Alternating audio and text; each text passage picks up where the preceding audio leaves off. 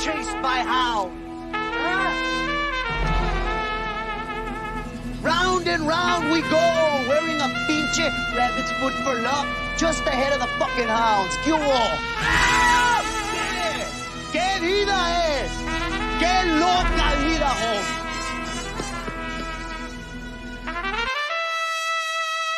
Como decimos en México, hay que dejarnos de mamadas. No hay que... Los cinturones aquí se hacen a un lado. Hay que pelear por honor y por gloria nada más. I invite him into the ring, and like we say in Mexico, we don't fuck around. We don't fight for rings and stuff like that. I don't fear anyone. En este deporte no se viene a jugar y no le tengo miedo a nadie. We don't come to play in this sport. I fear no one in this sport.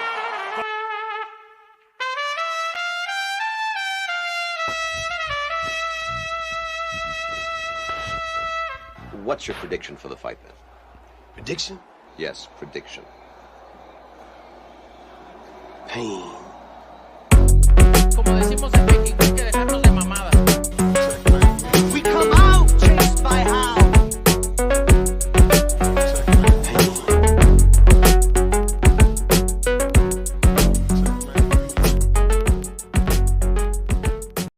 Hispanics are causing panic, baby. Let's do it.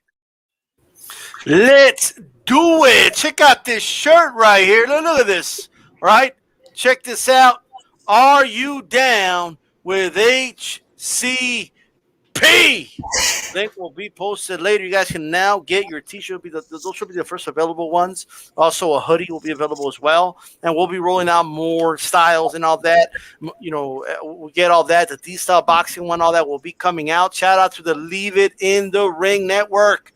You are tuning into the February 9th edition of Hispanics Causing Panic. Shout out to everyone listening on iHeart, Pandora, Apple Podcasts, Stitcher, Spotify on the Leave It in the Ring Network. Make sure you hit the like button. And for those on Apple Podcasts, give us those 5 stars and let us know what you think of the podcast. Check out all the other great shows on the network as well, like Amilcar's Live at 5. He'll be back next Monday. All right. What's going on, Chief Funky? What's going on, man? How's everybody doing? Hopefully everybody out there watching is doing well, man. It's boxing's back, man. I'm excited. We got a good weekend coming up. Absolutely. Calix, how's it going, brother? Good to be down with HCP again. Glad to be here, as always. Yeah, with a monster mic now. He showed up with a big mic. You know what I mean? Like, that's what we're talking about right there. Hey, shout out to Teofimo. He'll be joining us in the second hour. Outlaw, how's it going? A-Rod, JC, Perfect and Rum. We got a great show for you, man. Everything from Breland, Breaking His Silence. We'll be talking about that first. Wilder's response, obviously. Holyfield. Evander Holyfield claimed that a Tyson trilogy is almost done. And no, this is not the late 90s. Okay? It's not the early 2000s, folks. This is 2021. Teofimo Lopez, George Kambosos has been ordered by the IBF. They're not messing around. I told you the IBF doesn't mess around. There's a purse bid ordered. Obviously, Haney is still claiming he's being ducked. But Fortuna called him out, but we definitely need to talk about that one. Neri is leaving Reynoso. Man, even Dubois at this trainer too, by the way. Right, all right. And we got fights this weekend. Joe Diaz and Joe Smith headlining some cards. We got to talk about that. And Freudis Rojas, prospect, 1-0 from former member of Team USA, will be joining us for a live interview. And of course, Teofimo will be joining us talking about his time at the Robert Garcia Boxing Academy. Subscribe to Sonteo and check out those interviews, live interviews from the site itself. Man, so we're going to start off with this. I'm going to play this clip. And credit to Punch Drunk Boxing for this clip. Let's play it. And then we're going to talk about it. How about that? Boxing, D-style boxing. What do you say? Knuckles or egg weights? What do you feel about the egg weight things that's out there? I guess. Well, you know, when he spoke about the egg weights, he was speaking majority on what he does know from having with conversation with Nicholas Asbury. You know what I'm saying? Okay. He was pretty much stating that. But for his like a metaphor is so he was some speaking. metaphor. Did you hear that punch? It was and that's what everybody getting the shit theory. misconstrued at. That's what he was reaching at right there. You see what I'm saying? Being poetic, being with the metaphor, something like that. Right. Okay. Firstly, what does that mean for Jay Diaz, who's supposed to be watching these things? And secondly, doesn't that mean Mark Breland saved his life? First of all, there's a code in place, right? There's a code in place. So, from Deontay's perspective, Mark did not abide by that code, right? For JD's, him and JD's had words for each other, right? They had words for each other. Now, what I can say, much as I don't know who's saying this, but what I can say, Jay wasn't in there when they put on gloves. He was only there for the rapping. The same for Tyson Fury team. All right, same for Tyson Fury team. They came over when he was rapping his hands as well. Nobody was in each other room for gloves being put on. Nobody. Yeah, but Bottom line is this. No, Tad Joe now because my boy D Stat sent the picture. They're saying that he was while the glove was getting on. Was putting there on. it is right JD was in there. So then that means we got to talk to Jay, right? Yes, sir. Yes, you should talk to JD's, actually. All right? This is somebody that's been vouching for Wilder, knows Wilder's been on panels with Glovegate conspiracy theorists. I wonder why he didn't know that JD's was in the locker room when they put on the gloves. Not just the hand wraps, the gloves as well. You just saw it, and there's not just photos of it. There's videos of it. Chief, I can talk to you. What's your reaction to that? I mean, I'm going to have my Juan Manuel Marquez energy drink while you speak. Go ahead. Oh, Ew. man. Let me start out by saying. Hey, word from Marcus, baby. I'm going to get you with that right hand. You're not careful. Yeah. Okay, get that image of Marcus drinking urine out of your head. It's beer, guys. But go ahead. Let me just start off by saying this, man. Wow. Just wow. I mean, first we hear that the egg weights is just a metaphor. And then now at the end we're saying, well, Jay really wasn't there. Nobody was there in each other's locker room when they were putting on gloves and that type of stuff. But there's been video evidence of that, and you showed you sent them the photo. They showed the photo. I mean, I don't know what they have to stand on, but they'll find something, and they've already have. But it's definitely not looking good for the Glovegate conspiracy theorists out there.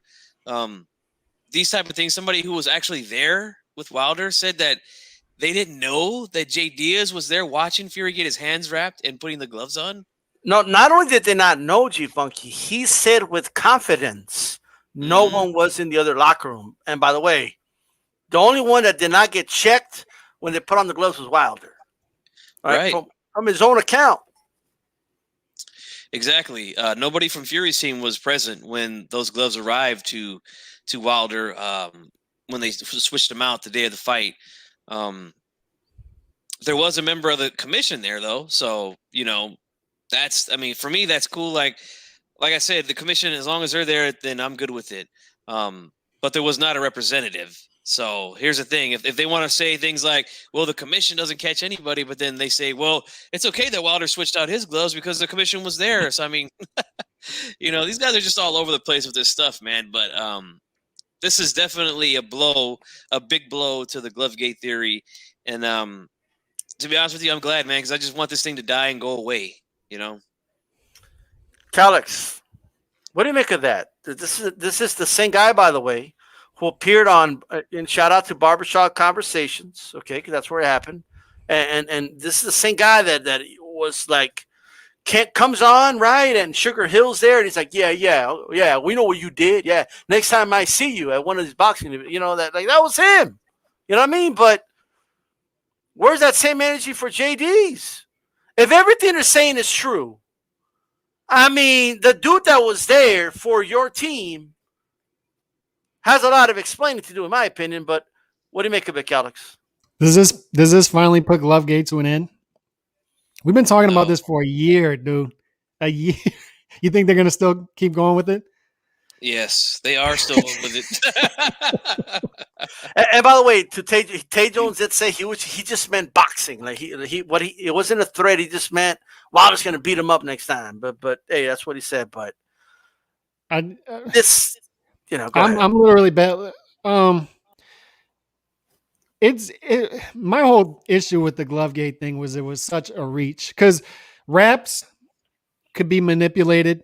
I'm sure you'll be talking about raps a lot on your show tomorrow. Not to spoil that, but I'm interested. I'm very interested in hearing that show. But gloves, if you have a representative there, which whether he was there or not, you have someone from the commission there with the gloves. From what I understand, they take the gloves out of the bag, look at the fighter, put on the gloves. At what point before the gloves are wrapped and taped up could this have happened? You saw the picture with all the people there, and he obviously had to represent. I feel like this is the 87th time that one of these conspiracies has fallen apart, and it's just going to keep coming and keep coming and keep coming. Like, when does this end? And I guess it doesn't. But I feel like the good thing is people know. People know. I just think it's this small percentage for whatever reason who keeps going with it and keeps going with it because they just can't accept the loss. But poor Mark Breland, man. He showed a lot of class this past year. He finally came out and made a comment. But poor Mark Breland's been dragged through the mud this past year, and I think that's a shame. That's a damn shame. But I mean, that's all. There's really nothing else to add to this. I mean, it's just such. It's so absurd. I don't know. Maybe it was photoshopped. Maybe he wasn't there. Maybe it was a ghost. Could have been a ghost. It was a hologram. It's a hologram. That's what I was about to say. Maybe that would have worked if they didn't also have video of it. You know what I mean? Maybe.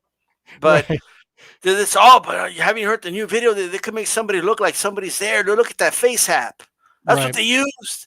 They used the face app. This is getting ridiculous. So finally, Mark Breland comes out. He breaks his silence. All right. Props to him. Okay. I'm glad he finally said something. Yeah. Okay, Stamina for Sales, the name of the channel. That's where the video was at. That's where they did the Mark Breland interview. Check it out if you haven't already. And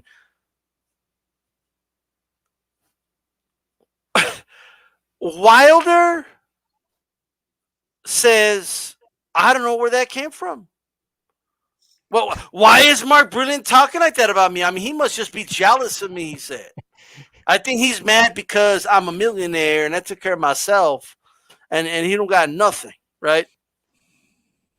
That sounds like, well, we know how people are when they have a breakup and stuff like that, how they talk about each other. You know what I mean? That's what that sounds like, at the end of the day. Let me destroy his character so he could lose credibility is what it sounds like to me. I understand because Mark Breland, he also said that Wilder, he never jumps rope. He never does road work. He never hits the bag, and we're seeing all these videos pop up of look, he's a liar. He does hit the bag. Look, we all know he does. That's not the point. He's angry at Wilder. Of course, he's going to say all these negative things about him. Mm-hmm. Of course, he's going to come out and say he can't beat Fury. That's why he's mad, right? Alex, what do you make about Mark Breland coming out and finally breaking the silence? Was he too harsh? Not harsh enough? You can make an argument that he went a little too far with things, but like I said, when you take a year of this, that shows his class, right? I mean, he could have came back on a lot of this stuff a long time ago. And if you read into this from the outside, it seems to me like he tried to let it go and tried to let it go and tried to let it go, but Wilder just kept going with it and kept going with it. And I think Breland reached a point where he was like, enough.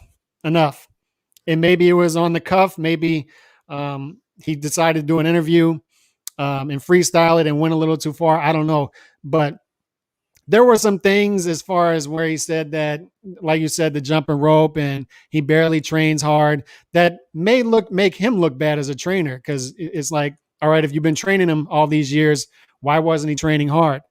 The flip of the coin to that is he took a guy. You could argue that he took a guy who barely trains and only has one weapon that far in his career.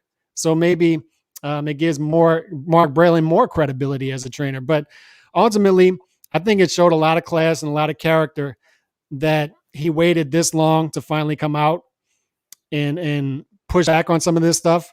And it was just funny watching Wilder say, "Whoa, where is this coming from? Where is this coming from?" Like, dude, where is it coming from? I mean, you only accuse him of drugging you. Yeah, you know what I mean? Like, that's about it. I mean, other than that, you know, Is that like the ultimate disrespect to your trainer, though? Arguing that he drugged you. Oh, I mean, is there anything worse that you could claim that he did? It's the ultimate form of disrespect, and it's also the ultimate form of sore loserness. All right? Taking no responsibility for what you didn't do yourself, you know? Because the way I read what Mark Breland is saying, I know what he's saying. It's just like when people say, "Oh man, Mayweather, his defense was so good." Pernell Whitaker, I mean, they never got hit. That doesn't mean they never got hit. Right. All right? That's not how I interpret it. I interpret it as, just my opinion, right? Like, he doesn't do it enough. He doesn't do enough road work. He doesn't work the bag enough. He doesn't do enough jump rope. Maybe that's why he's so clumsy in the ring. Maybe that's why his footwork's not that good. Maybe that's what he meant. You know, I would like some clarification on that, but I believe that's what he meant. Probably in my so. opinion. But I'm glad that he finally came out, because silence after all that, it made to some people make you look guilty. So I'm glad that he finally came out and said, "This is just absurd. It's just absurd. Like, why would I drug my own fighter? It's stupid. Why would I poison my own fighter? It's just such a dumb thing." I'm so jealous of Wilder that I'm going to drug him so another fighter that I've never worked with can win. Like that makes no sense. Okay, none. Period. And unless a lot of you are willing to do some investigative work and show me a real, not only a correlation, but a causation in terms of Mark Breland being paid, then what you say doesn't mean shit to me, because, like Alex said, some people may perceive silence as guilt, right? But then when he said something, it said that he appears guilty. I know. So if you're silent, you're guilty.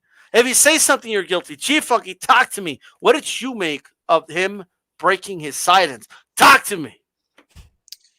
Well, I mean, I'm happy that he finally came out and said something.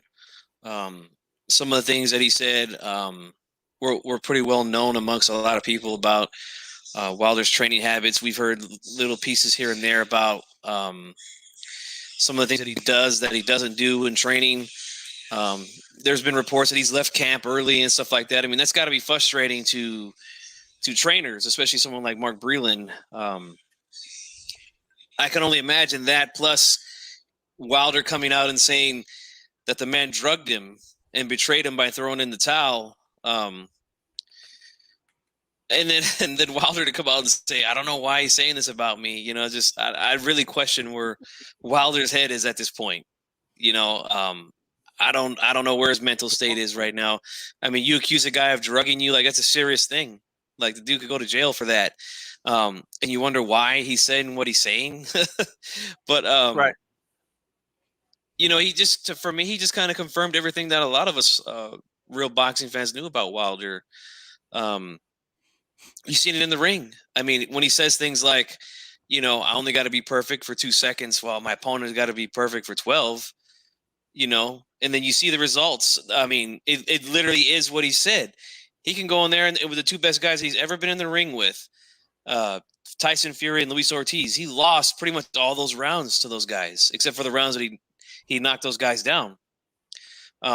So yeah, that is true. He just tries to just land that one big shot, you know, and I was hoping that he would sharpen up those skills going into that rematch with Fury, which is why I picked him. You know, I was thinking that they knew that they had to do something different because they didn't look good in that first fight. You know, they just didn't look good. So, but that wasn't the case.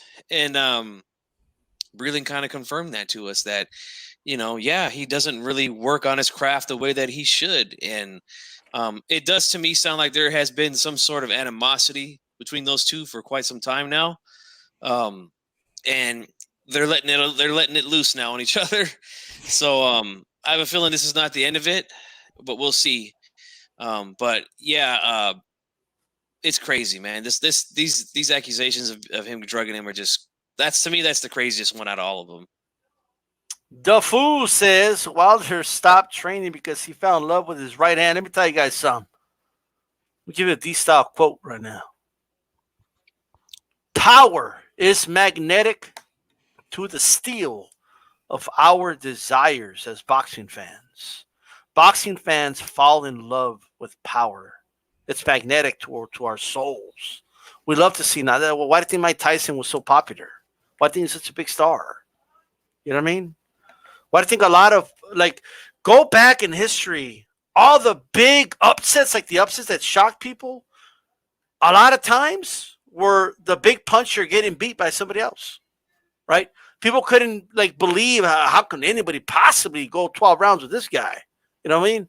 How can anybody survive Mike Tyson? That's not possible. How could anyone, and I was hearing it on you, how can anyone survive? Why? He just has to be perfect for 1 second. Yeah, what if that? First of all, what if that second never comes? You know?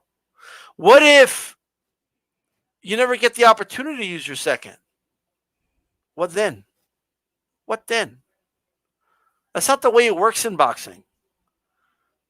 Now, obviously, Mark Breland is angry at Wilder. Of course, he's going to say things that are meant to hurt Wilder. He's not going to say nice things about Wilder. He's going to say things like, this dude doesn't train, is what he's going to say. That's the type of things he's going to say. Hey, he don't fucking jump rope. Maybe he had experiences where he wanted to get him to jump rope and Wilder didn't want to do it. Maybe he had experiences where he tried to convince Wilder to do more road work and he didn't want to do it. Maybe that's his situation. And now he doesn't owe Wilder a damn thing. He doesn't owe him loyalty.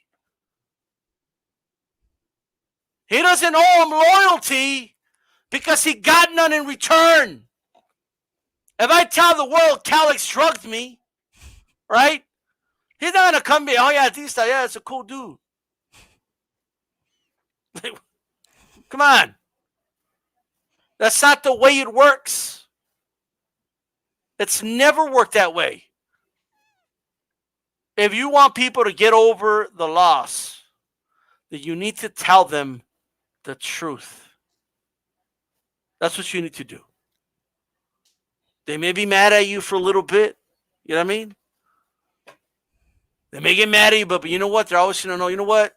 At least they told me the truth. Maybe I shouldn't have gotten mad at that guy. He was just telling me the truth all along. Mark Breland finally broke his silence. I'm glad. Right? Wilder decided to, attack his character and say things like, he's jealous of me. He's like, maybe he's just angry that I had success that he never had. And last I checked, he was a gold medalist. You bronze medalist. All right? Last time I checked. Why would somebody standing on the top of the podium be jealous of the dude that was standing below the podium? It's number one. Probably the best amateur in the history of the United States boxing, Mark Breland. And your evidence to me, as someone who wants to be objective, your evidence to me that he drugged you is that, well, he must be jealous. That's your evidence? Is that really your evidence? If he was so jealous of you and he wanted to drug you and get you killed, why would he throw in the towel? If your evidence is he was handling my water, he says otherwise. He says otherwise. Come on, man. What about the guy that was handling the locker room? For those that just came in, we're going to play this again. Shout out to everybody listening on iHeart, Pandora, Apple Podcasts. Give us those 5 stars on Apple Podcast. Let's play this again for those that just came in. By the time I finish with the video, Chief Funk is going to be done with 3 more beers by the time I'm finished with this one, right? That's right. Check this out. Boxing, D-style boxing. What do you say? Knuckles or egg weights? What do you feel about the egg weight things that's out there? I guess. Well, you know that when he spoke about the egg weights, he was speaking majority on what he does know from having with conversation with Nicholas Asbury. You know what I'm saying? Okay. He was pretty much stating that.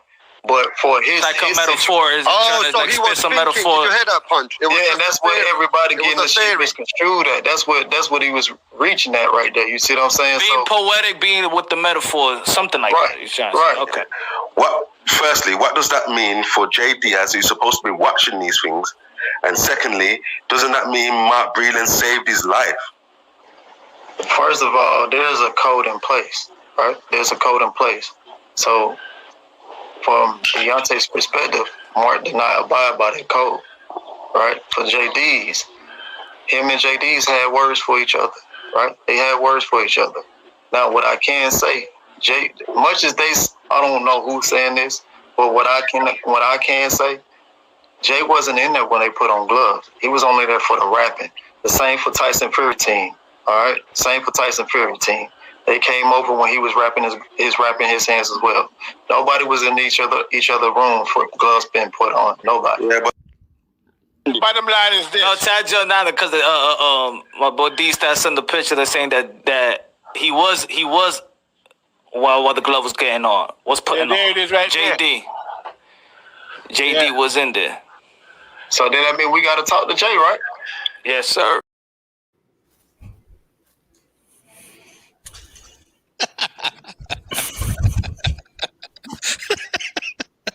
Hey,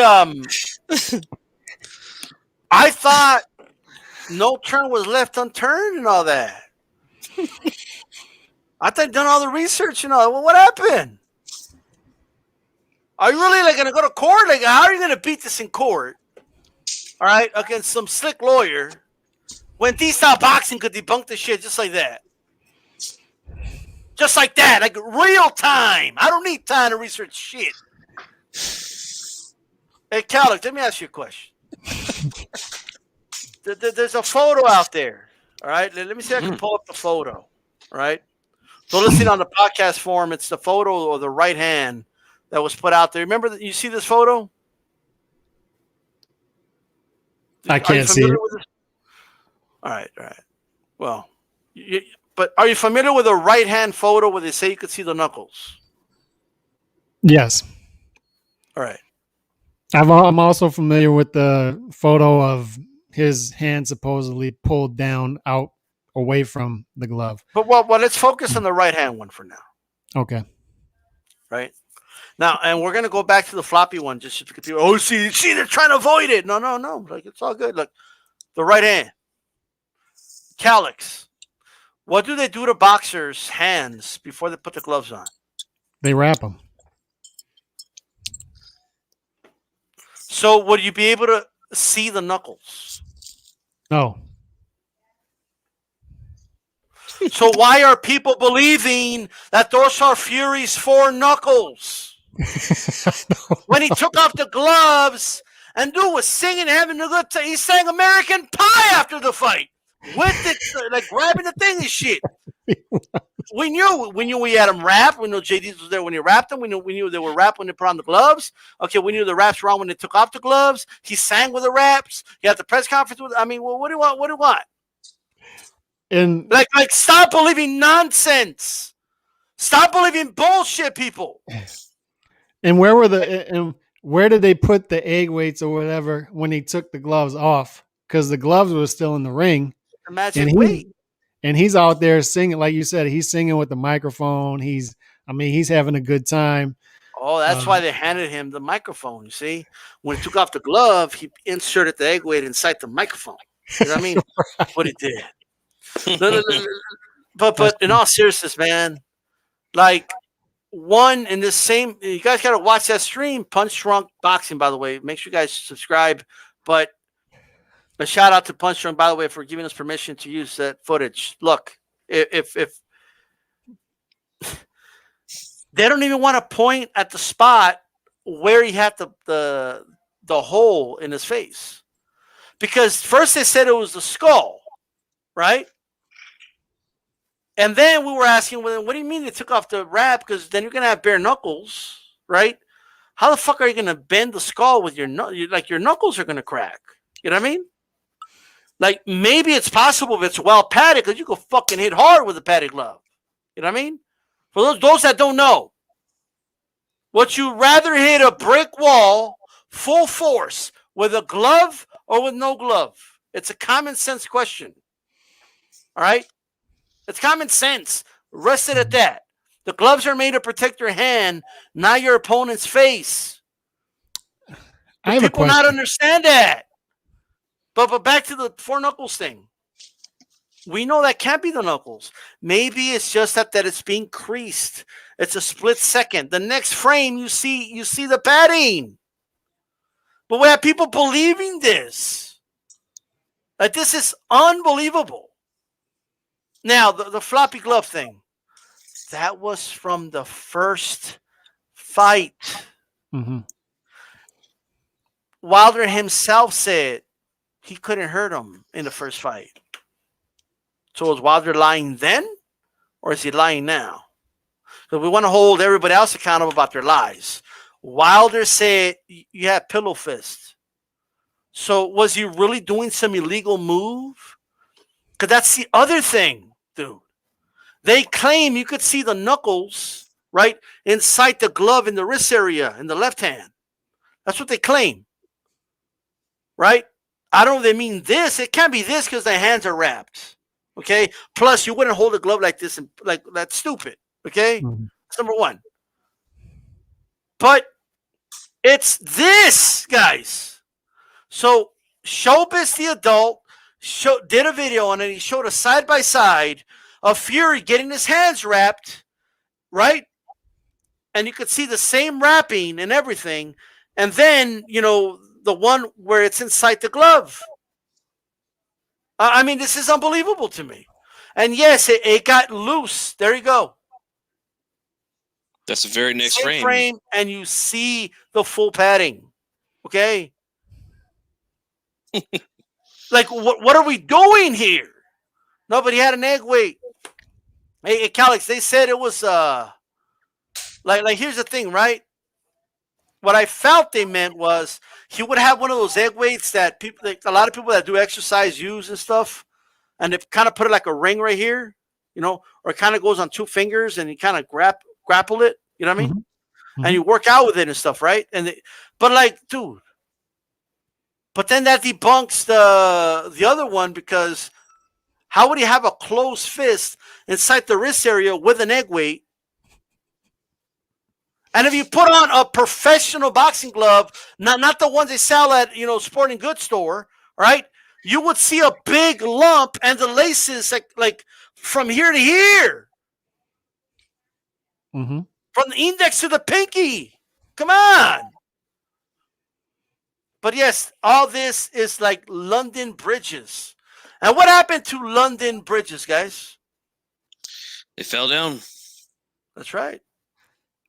Because Glovegate sat on a wall and had a big fall.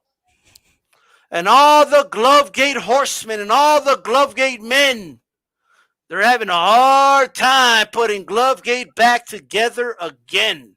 All right? Chief Fucky, show me some final thoughts on this before we move on to the next topic. Yeah, it's crazy how far these guys will reach to keep this thing alive. Like you said, with the knuckles, right? I literally went on a panel, but on a guy's show who has a huge channel who pushes Glovegate stuff. And the dude told me, well, why do you see the knuckles there? And I'm like, how do you see knuckles when the man had layers upon layers of tape and gauze over his knuckles? Like, this just doesn't even make sense, man. But that's what his sheep believe, you know?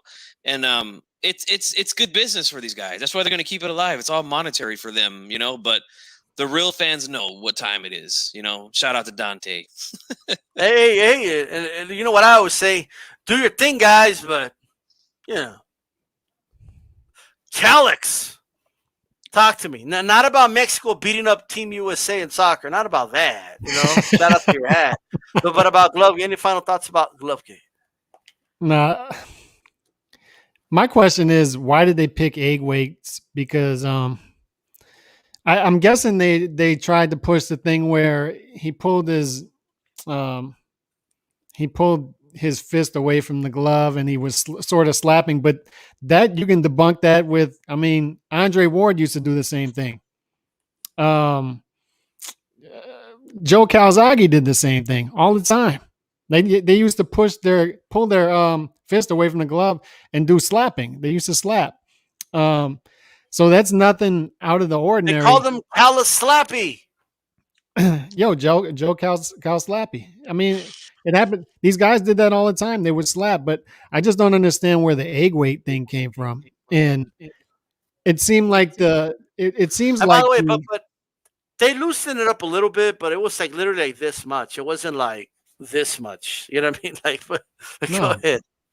But it seems like if you do a cost benefit of, okay, here's the ways I'm going to cheat before a fight.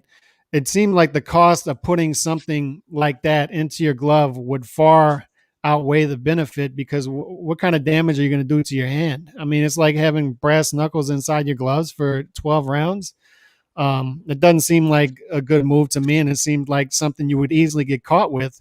To me, if you're going to cheat, the better way to do it would be trying to tamper with your wraps instead. I don't know. That just seems like the way to go to me. But like I said, I think we should dead this tonight, not even entertain it anymore, because it's so absurd. So absurd. Oh. Hey, the Bucks did use egg weights, bro. What's that about? All right, they use egg weights. You know. I heard today Andy Reid spiked their Gatorade, so that's why he sabotaged his own team, bro. Yeah, but you know why? Because Andy Reid is jealous of Mahomes because he's getting all these Super Bowls.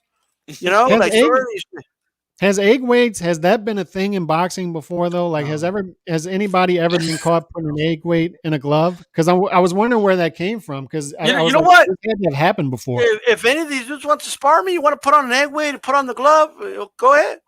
You're gonna break your fucking hand. Like, I promise you that. You're gonna break your hand. Anyone who's ever hit a heavy bag or a human being and sparring something knows you will break your fucking hand. Everybody knows that. That is beyond ridiculous. Okay. And but Fury knows how to do it though. He puts his hand in gasoline and other dumb shit. Isn't evidence. It's not even circumstantial evidence. Jesus Christ. Now, Tracy says Mahomes fell apart in bowl. Now, I don't want to make this about the Super Bowl, but I saw Mahomes make some big plays, and they were in the receiver hands, and they didn't catch them. I'm just saying. Okay? That's all I'm going to say, but knock it off. Right? It's a team sport. Like, Jesus Christ, dude. The defense gets no credit. None. They held the Chiefs to 9 points. Come on. Now, with that said, man, Tom Brady, bro, just his presence alone gets the job done, you know? The aura, right? Okay. You know? No, but in all seriousness, I heard that the helmets were too heavy and it took the Chiefs' legs away. Their legs were gone, by the time the first quarter. Yeah, that's what it was. That makes sense. Kelsey didn't look. Did you see how Kelsey? I looked at him, right? And he was like this in the third quarter. And I'm like, they got him. Dude, the Bucks. Oh, they got him. Sprayed that PAM, that non-stick stuff on the hands on the gloves of the Chiefs. That's why they were dropping everything. That's what it was, bro. One of those all of a sudden they couldn't block Mahomes. It was all bought out, Although that one penalty was bullshit though, the pass interference, but that's another story. Look, this I promise you guys, this is not a flashback. I promise you guys. Okay, but it looks like Holyfield Tyson 3, the trilogy, is under works. Like they're working on that fight. Like I think Jab Judah came out and said it was a done deal, but I think he jumped the gun. But Holyfield saying, "Yeah, we're working on that fight. Let's do it. We can make $100 million." And he might not be lying, by the way. Yeah. But I don't know. G, fucking talk to me, bro. Tyson Holyfield 3, the trilogy. Are you pumped or what? I actually am pumped for this, man, because I always told people, man, if Tyson and Holyfield were to ever fight again, I'd be the first person to get that pay-per-view. Those were two glorious fights for me, man, as a young fight fan when they happened, because I liked Holyfield growing up. He was my favorite heavyweight. We all know Tyson, big star. He had a lot of fans. Everybody loved his style because of the knockouts. I just always felt like Holyfield would beat him, and he didn't get him in his prime. He got him a little bit late, but it still worked out good for Holyfield. He stopped him in the first fight. Then Tyson, in my opinion, found a way out in the second fight by biting his ear, both his ears. I want to see it again, man, and I'm picking Holyfield to beat him again. Damn. Calix, are you pumped or what? Are you pumped like G-Funky? I said the same thing, but I said that like in 1999, though. I didn't say it in 2021. I am, and I thought that when this fad started happening, where we brought back old fighters with Tyson versus Roy Jones, I was one of the pessimistic people saying, I don't think this is going to do too well, and I think there's going to be a train wreck if they even get in the ring, and I don't know about this undercard, and it ended up working gloriously. Like, what were the numbers for that fight? Did that do over $1 million? 2 or something like that? 1.2. I might be wrong, but somebody could correct me in the chat. But I heard it was 1.5, but yeah, it did great. Okay, and that's Roy versus Mike. So just imagine what Mike Tyson versus Evander Holyfield 3 would do in the lead up to that, even with a nicer Mike Tyson. That does. I mean, what's the over under going to be for that? I would put it at like 2.2, something like that. I think that's going to do numbers. You don't think that's doing over 2? No, I could, man. It really could, man. You guys are killing it in the chat, by the way, some of the things I'm reading. Let's just hope that this time it's a fight, not a bite like the rematch. But I mean, you know what? That's one that works. Like some of them are so absurd, like some of these celebrity matches. Like I saw one where they're going to put Aaron Carter versus Lamar Odom. I don't know where that came from. But even something like that, like you say, okay, that's such a train wreck. Let's just do it. But I'm down for this now. I know some active fighters are not happy about it. Teofimo Lopez has spoken out about it. But like I said, when there's an easy way to solve that, and that's to fight the top fighters. And Teofimo is doing that. And that's why Teofimo, no matter how many former fighters are fighting, Teofimo is going to be rewarded regardless. He's going to be fine. I think these two things can work together. You can still have fights like this, and active fighters can still be successful and do big numbers. I don't think one takes away from the other. I think you can have both. And something like this that works. I mean, it works. This is not just a train wreck. This is, people want to see this. I have no problem with this at all. I agree with G-Funky. I think Evander Holyfield wins this one again. Evander Holyfield just seems like a guy who stays in shape, right? And Mike's in shape too now, but Evander seems like he's been a guy that's always in the gym 7 days a week throughout his career. And both of these guys are going to make a lot of money off this. And I'm happy for him. Yes. I'm happy for him. And I'm looking forward to the undercard. Maybe Aaron Carter versus Lamar Odom is going to be on the undercard. Like, would you pay? Like, let me ask you guys this: would you pay for Michael Jordan versus Karl Malone 1-on-1? Yep. No, it's a different thing. It's a different thing. G-Funk, you said yes. Well, you would pay for that? They're old, bro. Like arthritis. Can they even dunk it still? I don't even know. I bet you $20 Michael could still dunk right now. I bet you $20. Who wins that game? The Mailman or 1-on-1? MJ or the Mailman? That's a good question because, I mean, Malone's got him by about 4 inches of height, probably about, I don't know, 40 pounds, 50 pounds maybe of weight. From what I've seen, Malone still looks in good shape too. So, he's but probably I in can't better go. shape. Yeah, I can't go against Jordan, man. It's too hard to go against that guy, man. You Hey, get that guy, Khaled, you get his engine rolling, man. It's he's an animal, I don't know. I'd rather watch two prime NBA players go one-on-one. You know what I mean? Really? One-on-one. Like, yes. Like Durant, LeBron James, one-on-one basketball game, $10 pay-per-view. How many people would buy that? Like Seriously. the Game Boy. Remember Yeah. Bird versus Magic?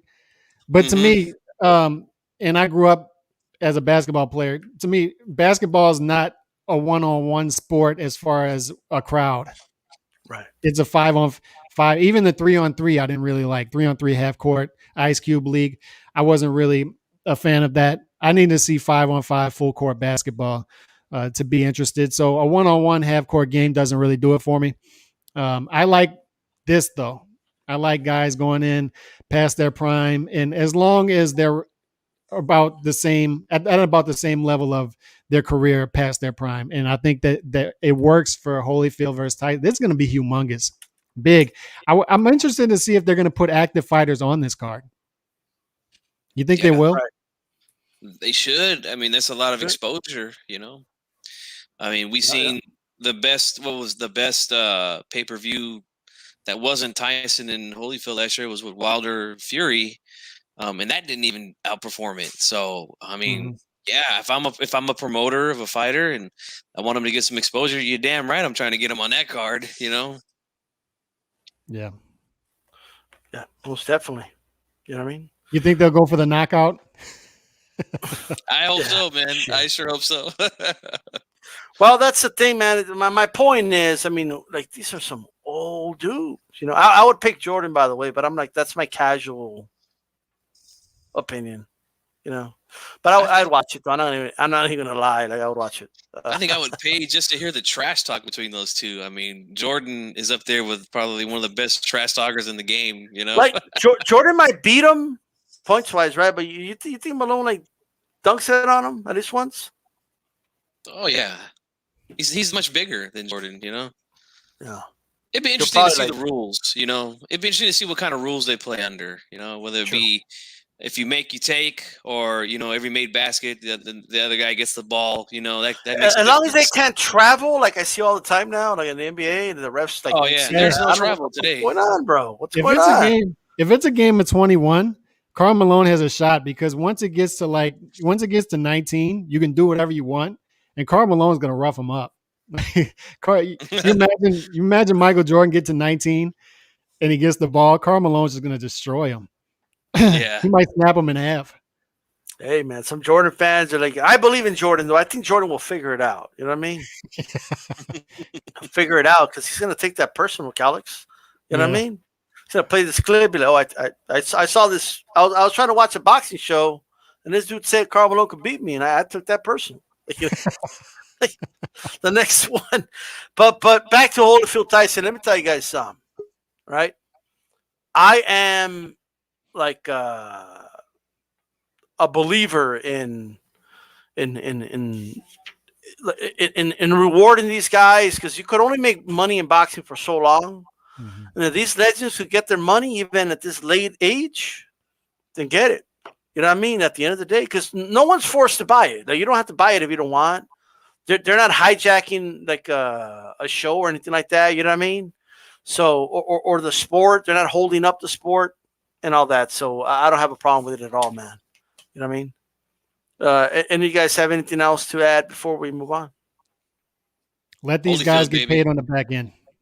Let them get paid on the back end. They did a lot for the sport, man, and these young guys should respect that and yield to that. Absolutely. I agree. And Holyfield's got this one, baby. Yep.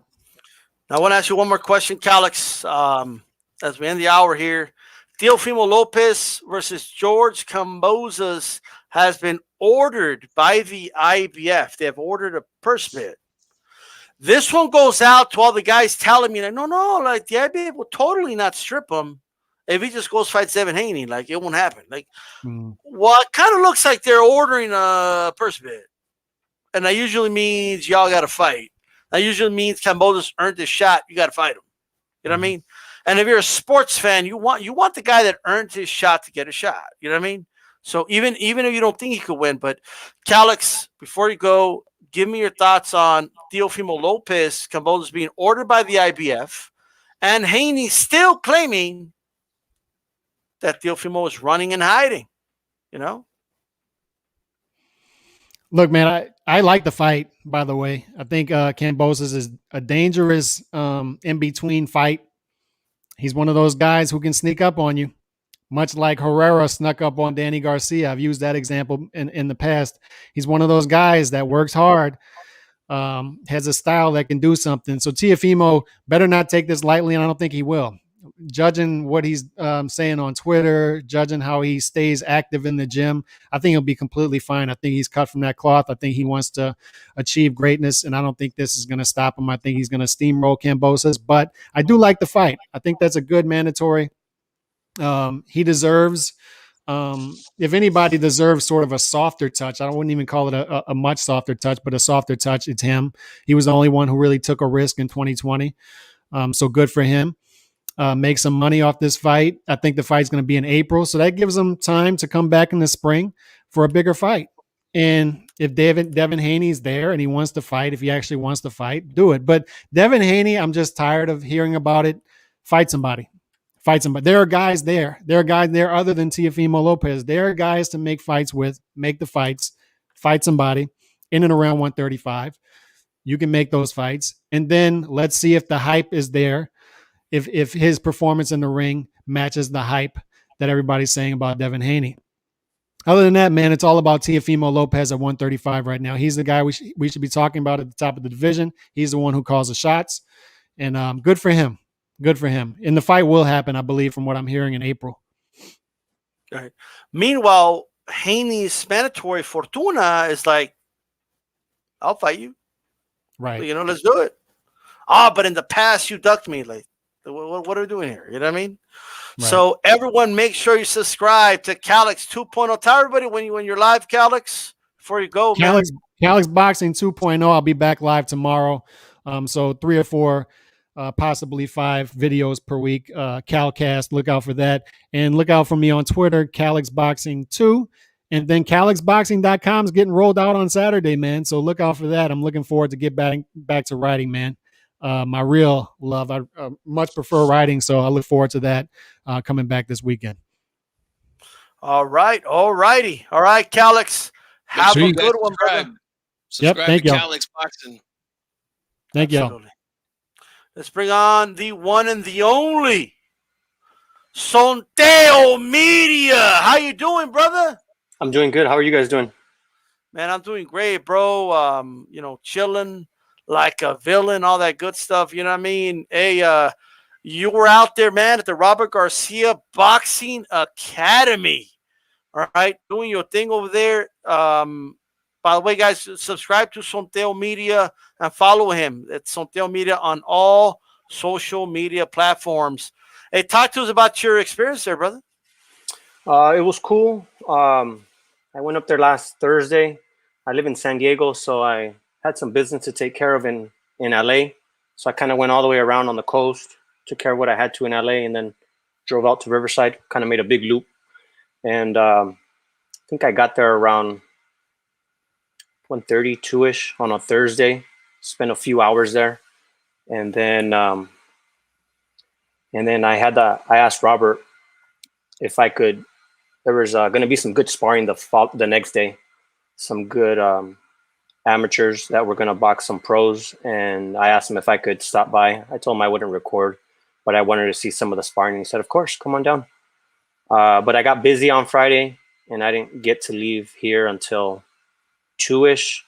So I didn't get there till 3, a little bit after 3, maybe 3:30. So I didn't get to see, the sparring was done and Robert was done, but I still got to see Virgil and Mikey do a strength and conditioning workout with their strength and conditioning coach, Charles Tremblay. So I got some footage on that, and That was pretty cool. Yeah, Hey, yeah, so definitely. yeah, I Go just ahead. want to ask him. You talking about Mikey? He's in the gym. Is he looking as heavy as he did in those pictures, or was that kind of an angle type lighting thing, or what? He's been up front. He said it on the camera. He's the heaviest he's ever been. You know, he's. I mean, he's Yeah, well, like, is he made. still going to box or is he going to sumo? Yeah, I wasn't sure. You know? He didn't mention about having a fight date. Well, actually, Ellie did tell him, "How are you in? How's camp going?" And he said, "I'm not in camp." He specifically told Ellie, "I'm not in camp." So that lets you know he doesn't have a date, but he's trying to maintain a healthy weight so that if he does get a date, he doesn't have a 8-week losing weight camp and then a 8-week boxing camp. But there he is. Yeah. Well, I can tell you this, man. Being the Man, heaviest look you at are, that gut. You can see the gut hard, Yeah. bro. Holy shit. I was gonna say, being the heaviest you ever been, it's gonna be kind of hard to get a date. You know. All right. Hey, check it out. Come on, Mikey. Let's lose some weight. Everybody, cheer Mikey on, man. We gotta lose that weight, man. He can't keep up with Virgil. He can't keep up. He's trying to keep up with Virgil, bro. He can't do it, bro. Virgil's a beast. Virgil's an animal. Virgil, man, that guy. I don't. And you know what? That's Friday, so that means Virgil probably ran in the morning. That's Mikey in the middle, right? Oh, never mind. Virgil probably ran in the morning, sparred in the middle of the day, did his normal 12 to 3 workout, and then still did a strength and conditioning class at night. And I think I saw him on Instagram doing that therapy, that cold therapy, where you get into that big cylinder and it kind of freezes your body and lets you recover for the next day. Okay. Look at that, man. I mean, they're working hard, bro. You know what I mean? That's working hard for the money. The guy in the back is their photographer from Indio. So he does a lot of photography for them. Go ahead, Chief. Fuck yeah, I apologize. Go ahead. No, I was gonna say that's cryotherapy that they do. Cryotherapy. They go inside of those cylinders that freeze you. My wife has done that. I've only done localized cryo, like when I had an injury on my leg or something, and let me tell you, it gets cold, man. I can't even imagine doing your whole body, you know. Yeah. Yo, he can't keep up, bro.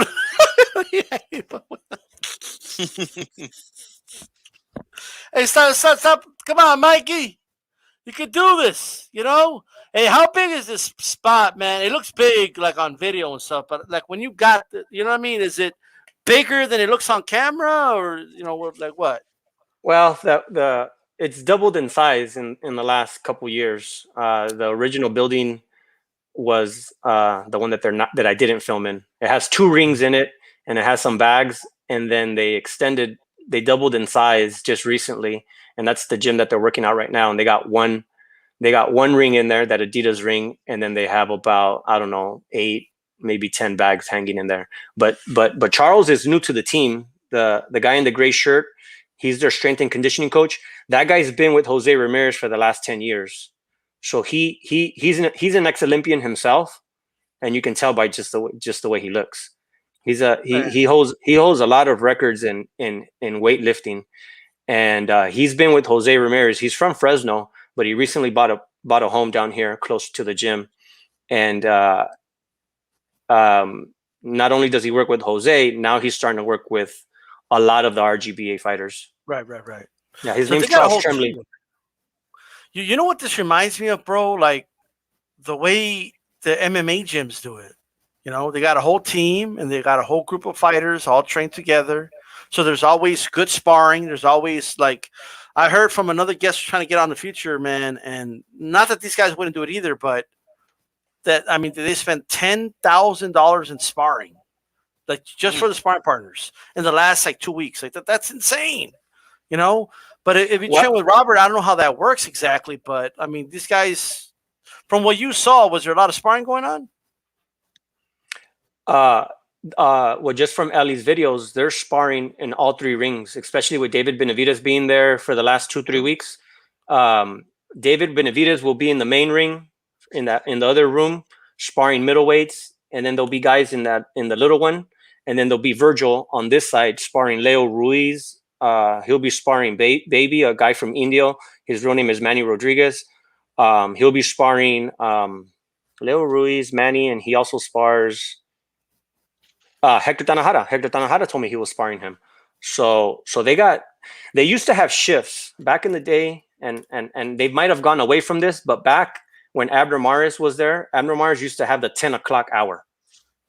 And you know what? It still exists, because you know who's got the 10 o'clock hour now? The Dominicans. Okay.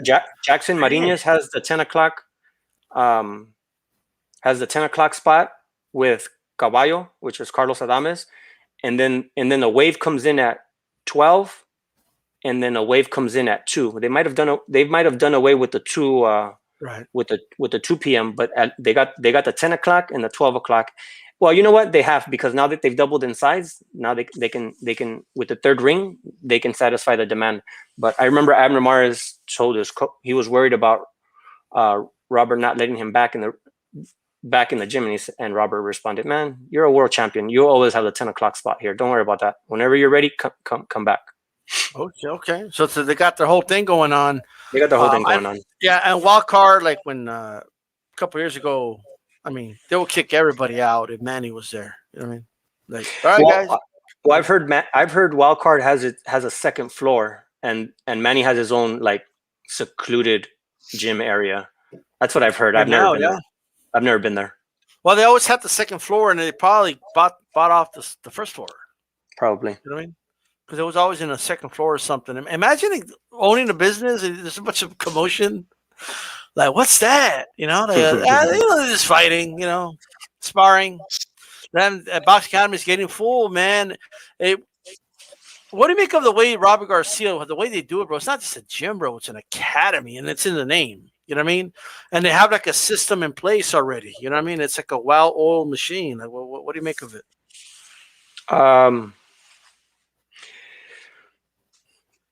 I think the strength and conditioning is new to Robert. I think Robert. Remember the I forgot that guy's name that helped him out with Maidana, Alex Ariza. Mm-hmm. I think bringing in Alex Ariza when they were in Oxnard left a sour taste in Robert's mouth. Sometimes people get egos, and sometimes people like to be the strength and conditioning coach, but then get involved too much into the boxing. And I think that's what might have happened with Ariza, with Maidana. And I think it kind of left a sour taste in Robert's, you know, and how he felt about having extra trainers in the gym.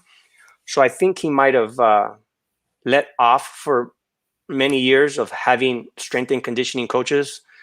But having Charles and having the amount of success that he's had with Jose Ramirez and what they've been able to do, I think he opened up the doors to Charles. There's another strength and conditioning coach that works with the Dominicans and works with a lot of other fighters, and his name is Nate Arriola. And I've interviewed him, and he's actually the one that kind of opened the door for me to go see the gym. Because you know, hey, Chief, fuck you. What do you make of the way Garcia's doing, man? They got a whole academy out there. It's a lot different than a lot of the traditional gyms.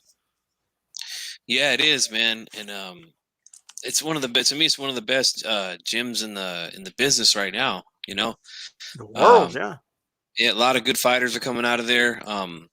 And I'm glad our boy Sonteo's got a chance to go down there and talk with them and get some interviews with them. Make sure you guys in the chat, if you're not subscribed to Sonteo Media here on YouTube, do it. Because this guy, he's going to be putting in some work, man. Trust me. This is the beginning right here, man. So get ready. And make sure you guys subscribe to Sonteo Media. All right. Make sure you do that. If you haven't already, check out the interviews with, Virgil Ortiz Sr., for example. Tanahara. Okay. That one's up on his channel too, but go check it out. Go check out all the content that he has. Follow him on social media. Man, HCP is going somewhere, you know what I mean? Like we're growing, you know what I mean? We're expanding and all that good stuff. So that's what it's all about, man. Shout out to Guido, John, JC, A-Rod, Chicano Prophet, the boxing historian, Joe Lopez 40 ounce in the building as well. he says, "Look at Mikey. Yeah, you couldn't miss him. You know what I mean?" But in all seriousness, though, all joking aside, I'm glad Mikey's back in the gym, and Jorge, Hector Tanahara, I should say, even said that once you're there training, you get in shape quick, and I believe it. Because it's like nonstop there. So, hey, shout out to 619, says JC. Hey, G-Funk, I want to ask you, man, same question I asked Calix. Teofimo Lopez has been ordered. The IBF has ordered a purse bid. We still got Devin Haney out here saying he's ducking. Shout out to Alec Raider, by the way. Yeah, well, we knew. I mean, we know that the IBF is the one sanctioning body that's not going to mess around with their mandatories. So we expected this, but of course the narrative guys out there are going to claim it's a duck. And look, I'm fine with Devin Haney doing a little trash talking. That's cool, but what bothers me is the little guys, running around acting like they know something about the business when they don't know anything about it. Haney's going to get his shot. They're probably going to fight next after this one. But these guys again, they're going to keep the same energy. Is Haney going to keep the same energy with Fortuna? Fortuna is his mandatory, but from what I'm hearing now, he's going to fight Linares, which is still a good fight for him. It would still be the best name on his resume so far. So I wouldn't be mad about it, but I mean, are these guys gonna claim that he's ducking Fortuna when Fortuna says he's ready to fight?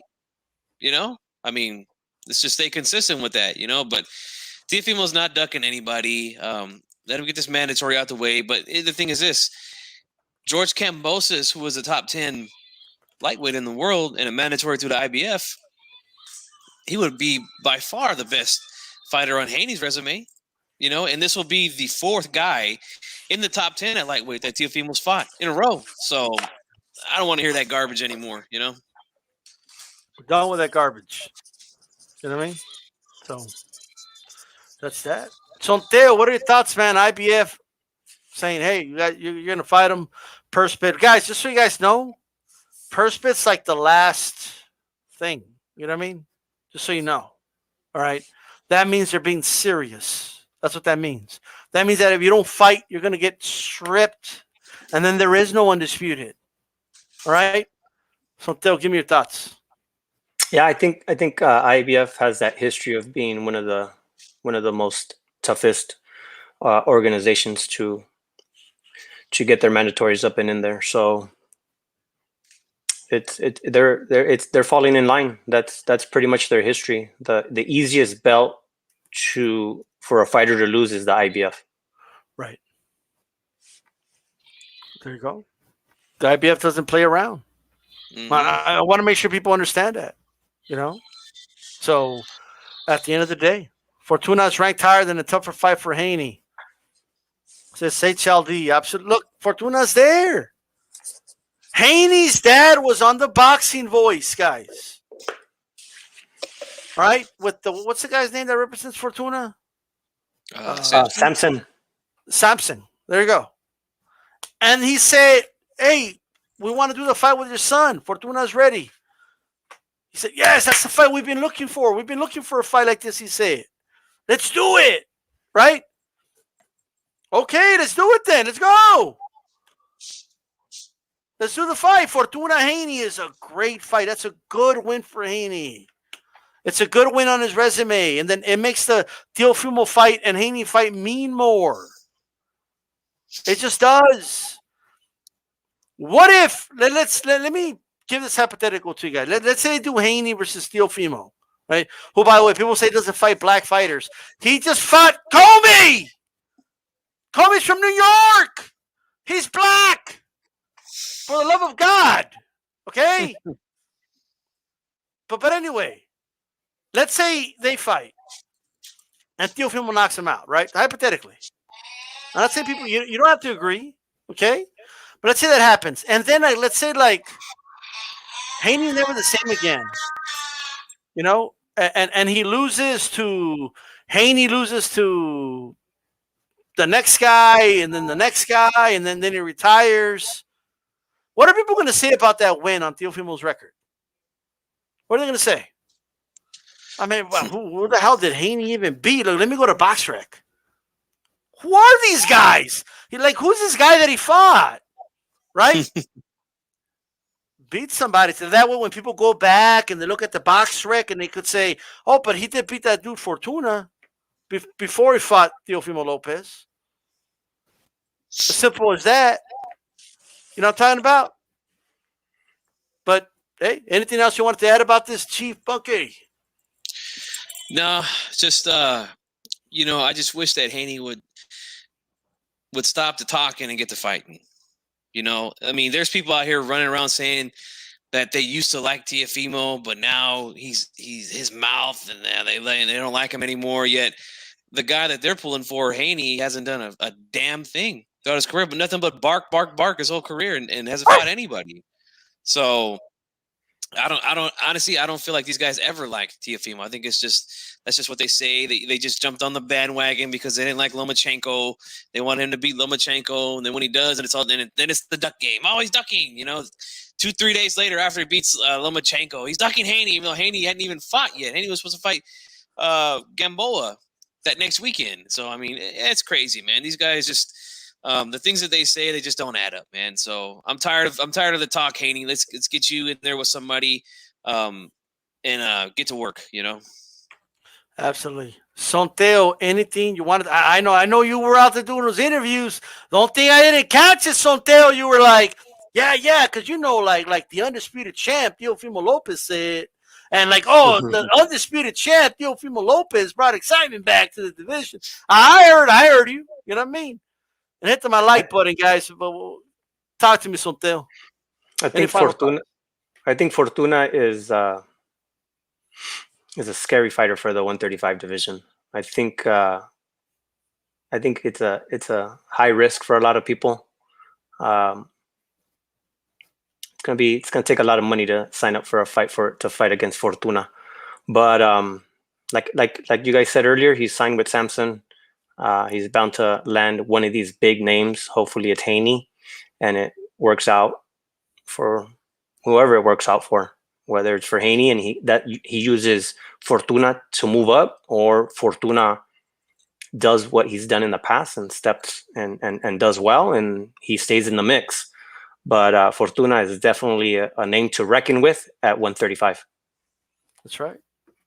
And let me tell you, sometimes, you know, when it comes to these purse bids, like I remember, like obviously Vladimir Klitschko was the A side to Povetkin. Okay. Classic fight. I know that's top for Chief Funky, like top 3 most exciting fights of all time. You know what I mean? The Greco-Roman boxing fight, you know, but in all seriousness, I'm going to stop talking about that fight before Chief Funky passes out. Excuse me for I vomit. The more I talk about Povetkin or about Vladimir Klitschko, like Chief Funky, like he wouldn't meet me, he'll fall out like asleep, you know? But the reason I bring that up is, look, I forget what sanctioning body it was, right? But they're like, it's going to go to purse bid. Y'all can't get, you can't get your shit together. It's going to go to purse bid. Okay. I believe it was the WBA because he was a WBA regular and Vladimir was the WBA super champion. Okay. And it went to purse bid. Guess what? I believe it was Povetkin's manager, like put up like $30 million, something crazy, or 20 million, whatever it was, some crazy amount of money to put the fight in Russia. Okay. So, hey, Kambosos' team might pay a lot of money in that purse bid to get the fight in Australia. All right. And we'll talk then about money. Okay. Look, we got a bunch of pocket watchers out here talking about, you can make more money fighting Haney. Like, based on what? Based on what is he going to make more money fighting Haney? Haney's no draw, and he's in no position to demand any fight from Teofimo. He's not as mandatory or anything, so. Yeah, like, come on, bro. I'm just saying. All right. You know, I want to talk about this before we get our guest on. He'll be on at the 30-minute mark in a little bit. We'll have Freudis Rojas, prospect from Team USA, 1-0. All right. So we're going to talk to him a little bit. But Neri Dubois as well, by the way, switch trainers, by the way. Right, but I want to focus on Neri. And if you guys want to give your 2 cents about Dubois switching trainers too, you can. Okay. Luis Neri, it looks like he's leaving Reynoso from the reports I'm seeing. So it looks like it's a done deal. It looks like La Flaca was in line. You know what I mean? Sonteo, let me ask you first. What are your thoughts on Luis Neri leaving Reynoso? From what I know, from what social media tells us, it looks like Neri needs to be babysat. You know, he's had problems making weight. The switch to Eddie Reynoso came before COVID hit, and you know, Eddie's busy. Eddie's busy traveling for Oscar Valdez. Oscar Valdez did part of his camp in Guadalajara. He's busy training Canelo. He had Ryan fight in December or actually the first week in January. It works out for Nettie if the pandemic didn't hit and if things were working in a normal circumstance. Nettie gets to live in San Diego, away from Tijuana, where a lot of his friends are at, where a lot of the drinking bad habits are at, a lot of the problems. So if he stays in San Diego and stays close to the gym, you know, he stays under the watchful eye of Eddie Reynoso. But with Eddie being so busy with Ryan and Oscar and Canelo, well, guess what? He has to leave a week earlier now because why? You got to check into the bubble. You got to be clean on COVID for X amount of days. And then they got to, you know, get these guys prepped days in advance to the fight night. So that wasn't like before. Before, you know, he could stay back and let Canelo, you know, drop the weight the last week of wherever the fight was at. And, you know, and he could keep a watchful eye on him. But now with so much traveling, I think Eddie, I think it just it unraveled and finally Eddie just said, you know what, it's not for me. That's my opinion. It makes you guys hit the like button. Shout out to everybody listening to the Leave It in the Ring Network on iHeart, Pandora, Apple Podcasts. Give us those 5 stars on Apple Podcasts. Tune in tomorrow to HCP Uncensored on G Funky's channel. We will have, you know, Gabriel Montoya. All right, He'll be dropping some knowledge. He was actually there. He actually did the work, and he'll be dropping some gems for us. So stay tuned for that one. That'll be on G Funky 84 Boxing Channel. Don't miss it. Chief Funky, Luis Neri leaving Reynoso. What are your thoughts? Well, before you go really quick, I need to throw some shots. You know what I mean? It's not looking good for the fighters that Reynoso trains other than Canelo. I'm just saying, imagine if you were about to fight Burchell, like getting ready to fight Burchell, and like this mess is going on. I'm just saying that there's some chaos going on in Team Canelo and the Reynoso camp. I'm just saying the cheesemen are coming out. La Flaca is giving us a cheese miss and all that. I'm just saying, Chief Funky. I'm just saying, sorry for cutting you off, but I just wanted to throw that in there. Go ahead. It's all good, baby. But make sure, again, you guys are there tomorrow night. Gabriel Montoya, he's got a lot of information. He was there at all the court hearings and stuff for the Margarito hand wraps. So make sure you guys are there. But I've been very critical of Reynoso and what's been going on down there. I'm not really happy with what I've seen from Valdez or Nettie since he's been down there. We have yet to see anything with Andy Ruiz, but Ryan Garcia has looked pretty much the same to me. You know, but Sonteo's kind of changed my opinion a little bit. Maybe a little bit has to do with Nettie being undisciplined. You know, and we know he's had trouble making weight when he was at 118. So maybe it's not all on Reynoso this time, but I question his performance in that corner with Valdez versus Velez. That was not very good. But with that being said, you know, he's not going to need no special training to beat some stiff mummy like Burchell. So, you know, when that fight's over, we can talk about that again. We can revisit that, you know. But yeah, for Neri, I mean, I don't know where he's going to go from here now, you know. I can't remember who his trainer was before he went down with the Reynosos, but I don't know where he's going to go now, and, I really hope nothing but the best for him because I do think he's a good fighter, and I hope he gets it together, man, with whoever he teams up with next. Absolutely. Well, I will say this, man. I guess Canelo doesn't have that aura like Brady does, to make his teammates better. You know what I mean? I think that's what it is, bro. Like, he just doesn't have the aura. You know what I think it is? And everyone's jumping the gun, like believing los chismes of Flaca, like, oh, Nery's at the strip club. He's at the strip club at like 3 a.m. and he deletes the Instagram post at, what did she say at 9 a.m. the next day or some shit? Mm-hmm. Like, he wakes up all cruel and shit. Like, what the fuck? That boy's living there. And then he deletes it. You know what I mean? Like he'll delete it, man. But it is interesting. What's up to HLD, Tracy Boxer Girl, and all that good stuff. Here's what we're gonna do, guys. We will have our guest on after this. Panic closing. Panic Lascano.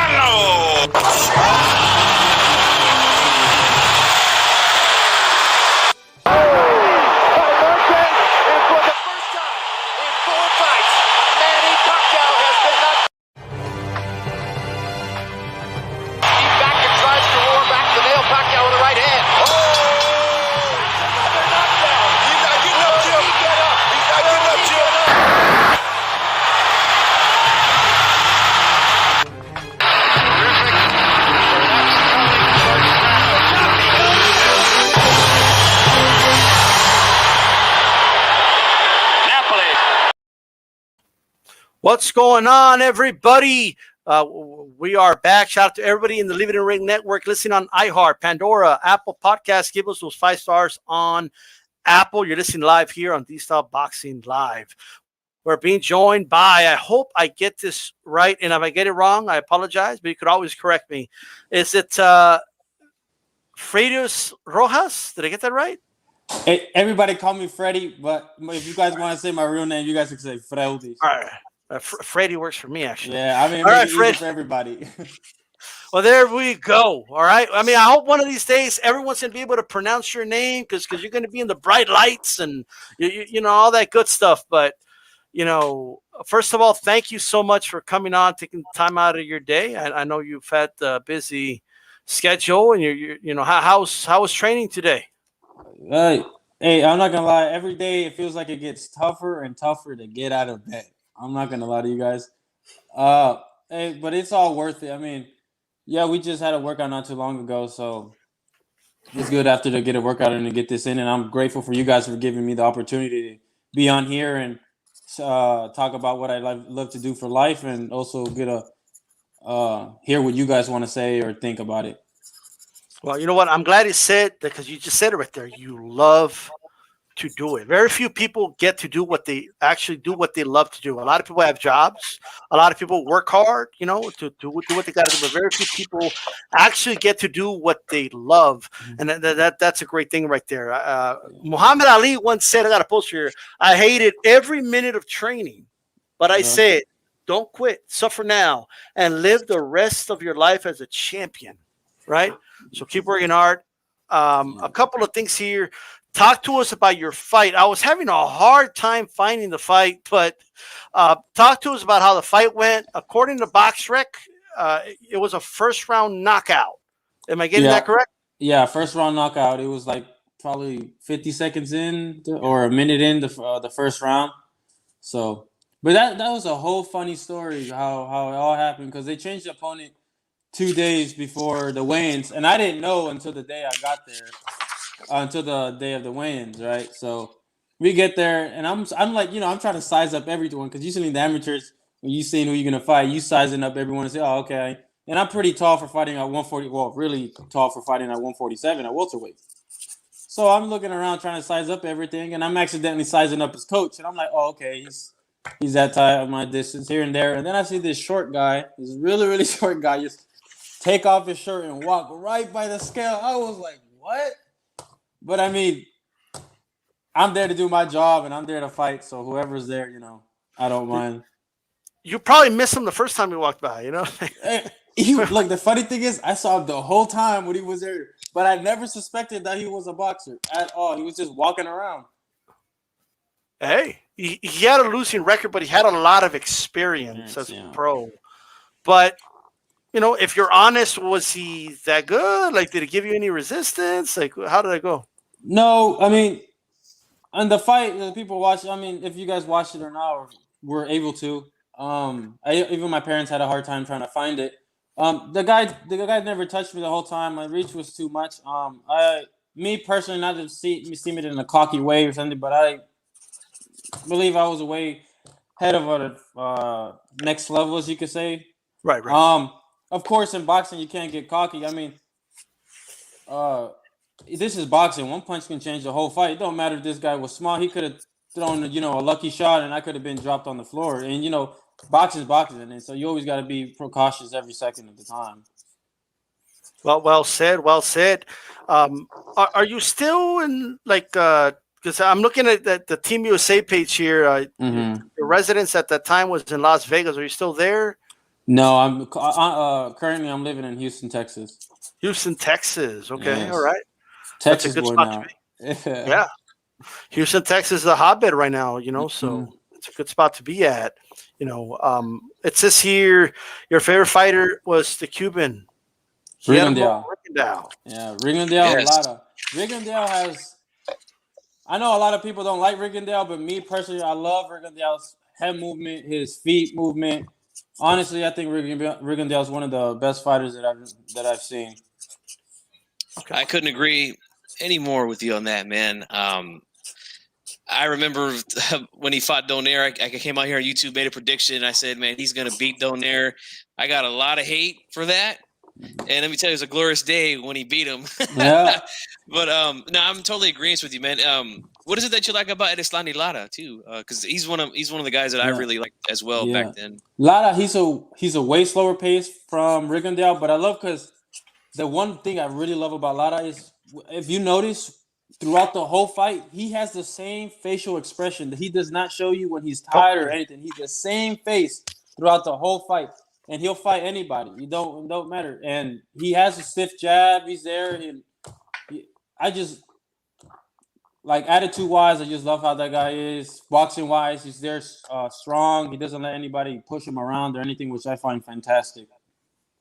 One thing that really turned me to Lara was, obviously when I first seen him, I believe the first time I seen him fight was against Carlos Molina, and that was kind of a rough and tough fight. He gets robbed against Paul Williams, which I think was one of the worst robberies I've ever seen in my life watching boxing. But when he fought Angulo, and he got dropped a couple times, 2 times, was able to get back up and make Angulo stop fighting. To me, that really made me think, okay, this guy is special now. I've seen he can get dropped, he can get up, maintain himself, and then come back and make this guy quit. I feel like he didn't get a lot of credit for that because we know the cliches in boxing. Just a runner, Yeah.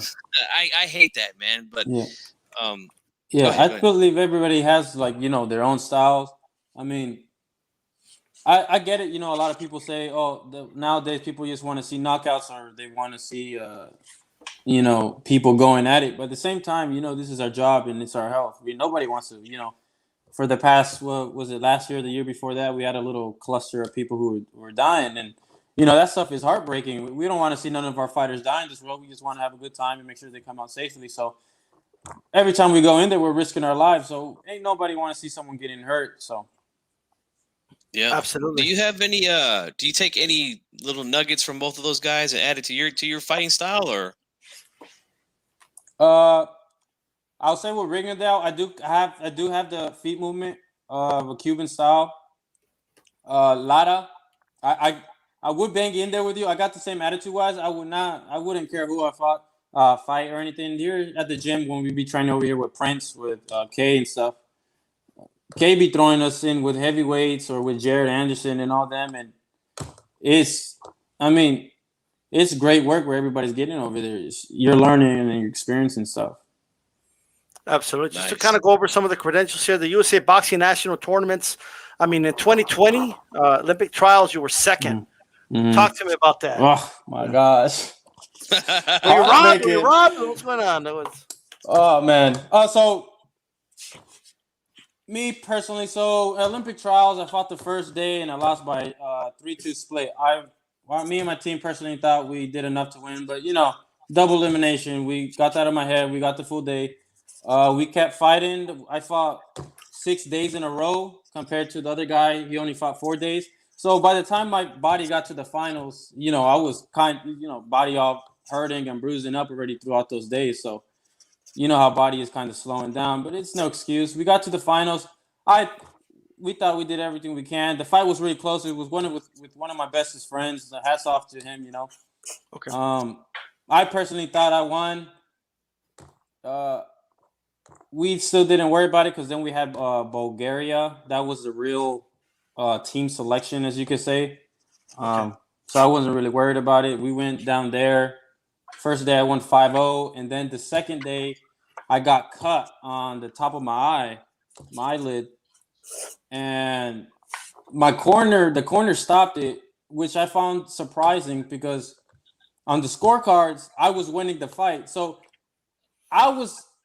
he was telling me if I was okay, and I said, yeah, I could see I was fine, but the referee, he took me to the doc. The doc that said I was fine. And we kept fighting, and then 10 seconds in the second round, the head coach threw the towel in. So at some point, I feel like I got cheated away because if I won that fight in the point system of USA Boxing, I would have been somewhat ahead. I would have been ahead or tied up, as you could say. So I was still right there in the running point. But just because of that fight, you could basically say of the coach, my basic Olympic dream was basically shattered into a million pieces, And it's something I remember crying like a little girl when I went back into the room because it's devastating. I've been training since I was 10 for this Olympic thing. And, not everybody goes to the Olympics. So saying that you can be an Olympian or go to the Olympics is really big. But I remember when I went back to the room,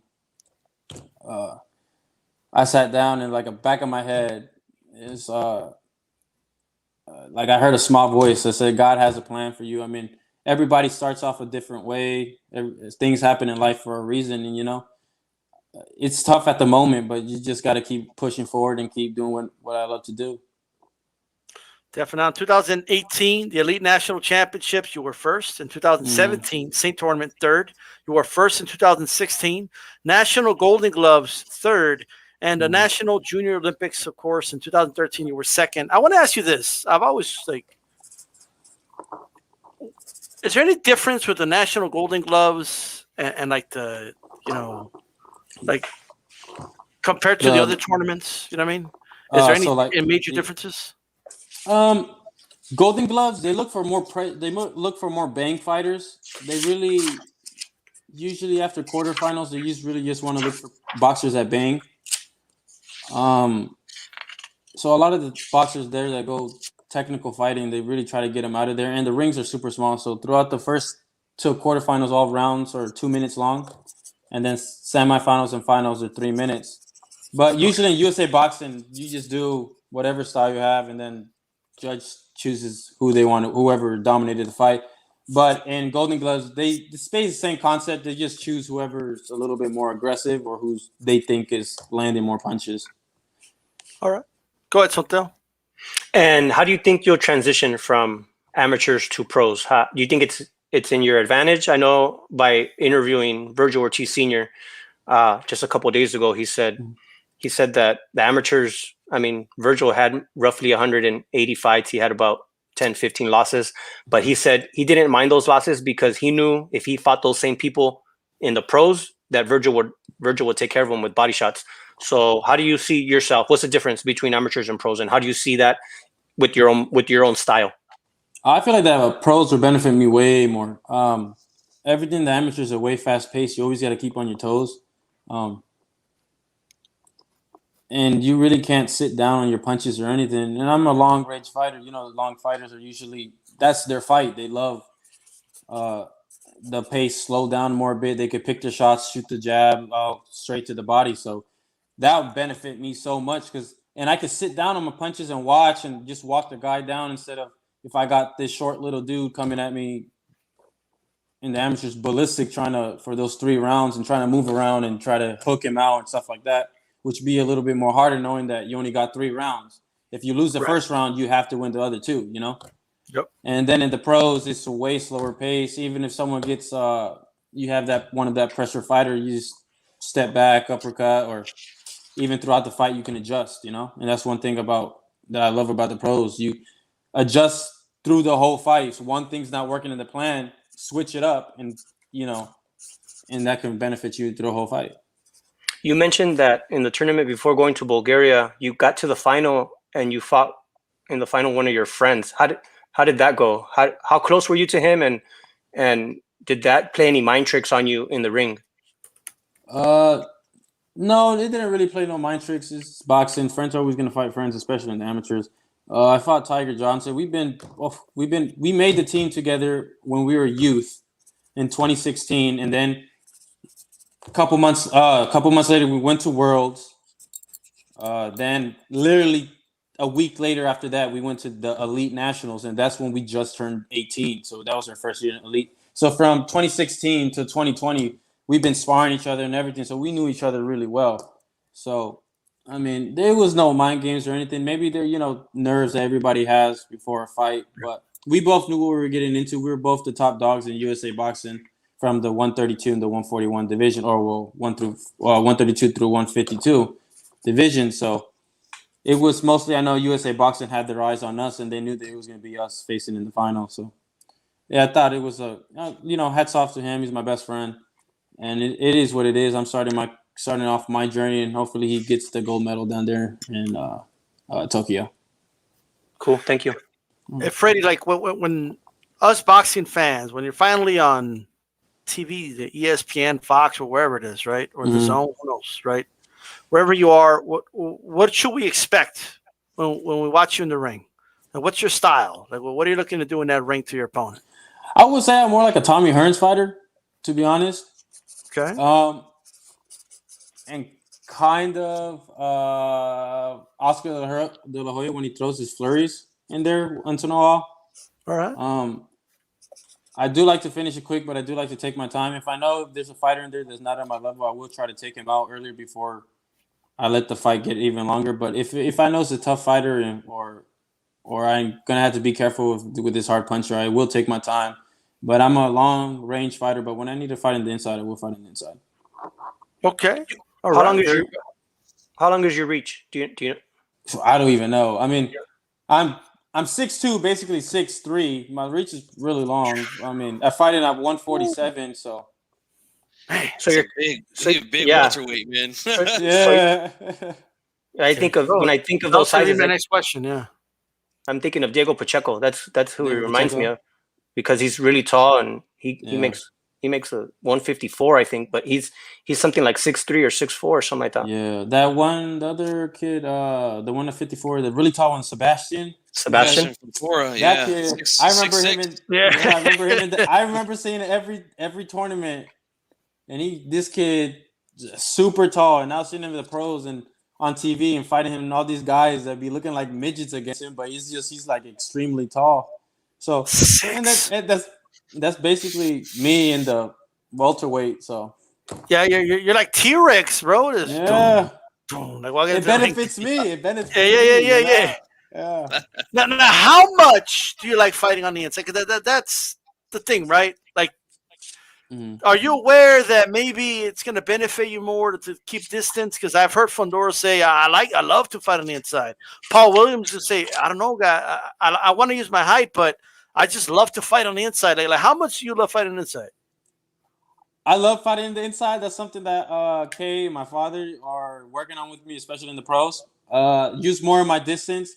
I do bang it out sometimes with the smaller guys. I think of it as kind of like a show of respect that even if I'm in the inside, you can't bully me around just because I'm so tall and, slim. But, I mean, it don't matter what way you're going to fight me. Long range, short range, middle range. I'm going to adjust everywhere I can and just know I'm going to fight you either way it is. Okay. All right. Yeah. What's your favorite punch? Like in your arsenal? Okay. So my favorite punch, I would say it will be my lead hand hook. Because everybody that I spar, they say they never see it. They say it looks like it's coming in as a jab. But supposedly they say like I twist it in the end as a hook. I think I'm throwing it like a regular long hook. But then they say they think it's like a jab, but it comes in as a hook. So that always gets everybody the straight hand and the hook. So that's the killer weapons for a lefty. That's some Razor Ruddock type stuff right there. I think Crawford just did that in his last fight. He threw something that looked like was going to be a jab in the middle of throwing it. He changed it to a hook and it knocked out his opponent. Yeah, what he did was like he kind of put his elbow out and then boom. You know what I mean? And Brooke didn't see it because his glove was blocking it. You know what I mean? He didn't see the elbow point out, and they just hit him. It was a beautiful shot. We have a question from the chat here from Andre Rodriguez. Does Freddie study his opponents with profound details at this point, or is this just the basics? No. So in the amateurs, I would say we just did the basics because in amateurs you just go up and show, and you don't know who you're fighting until you step in the ring, unless it's somebody known. But in the pros now, we try to do as much as research of the opponent, what mistakes they're doing, what they do right. So by the time the fight comes, we know what we're doing. Kay Karoma, my father, they always making me do a lot of film study on my sparring and watching the other person's fight to see what things we need to work on and what things we need to adjust if this scenario happens in a fight. Nopa Boxianos ask him what weight he'll end up at. Also, his walk around season weight. Do you have an idea right now? Like how high? Because you're pretty tall, so like how high you can go in weight? Surprisingly, my walk around weight is not really high at all. It's literally only 10 pounds over the 47, so it's 57, 56. So which benefits me a lot. I'll probably see myself going up to 54, the next weight class up later on in the future. Hopefully getting these belts here first and then going up. Yeah, I always say it's good to fight close to your weight because you don't have to focus so much on cutting weight. You could just focus more on the fight, on the strategy, the game plan. A lot of these guys, they have to cut 30, 40 pounds, and half the time they're just cutting weight instead of just focusing on the fight. So and it'd be hard. Yeah, that's what my coaches be trying to help me with, and my strength coach right now, Evans, he's been training me like a dog. He be giving us a lot of nutrition stuff. The boy tried drowning me in the swimming workouts, but it'd be helping me with my breathing.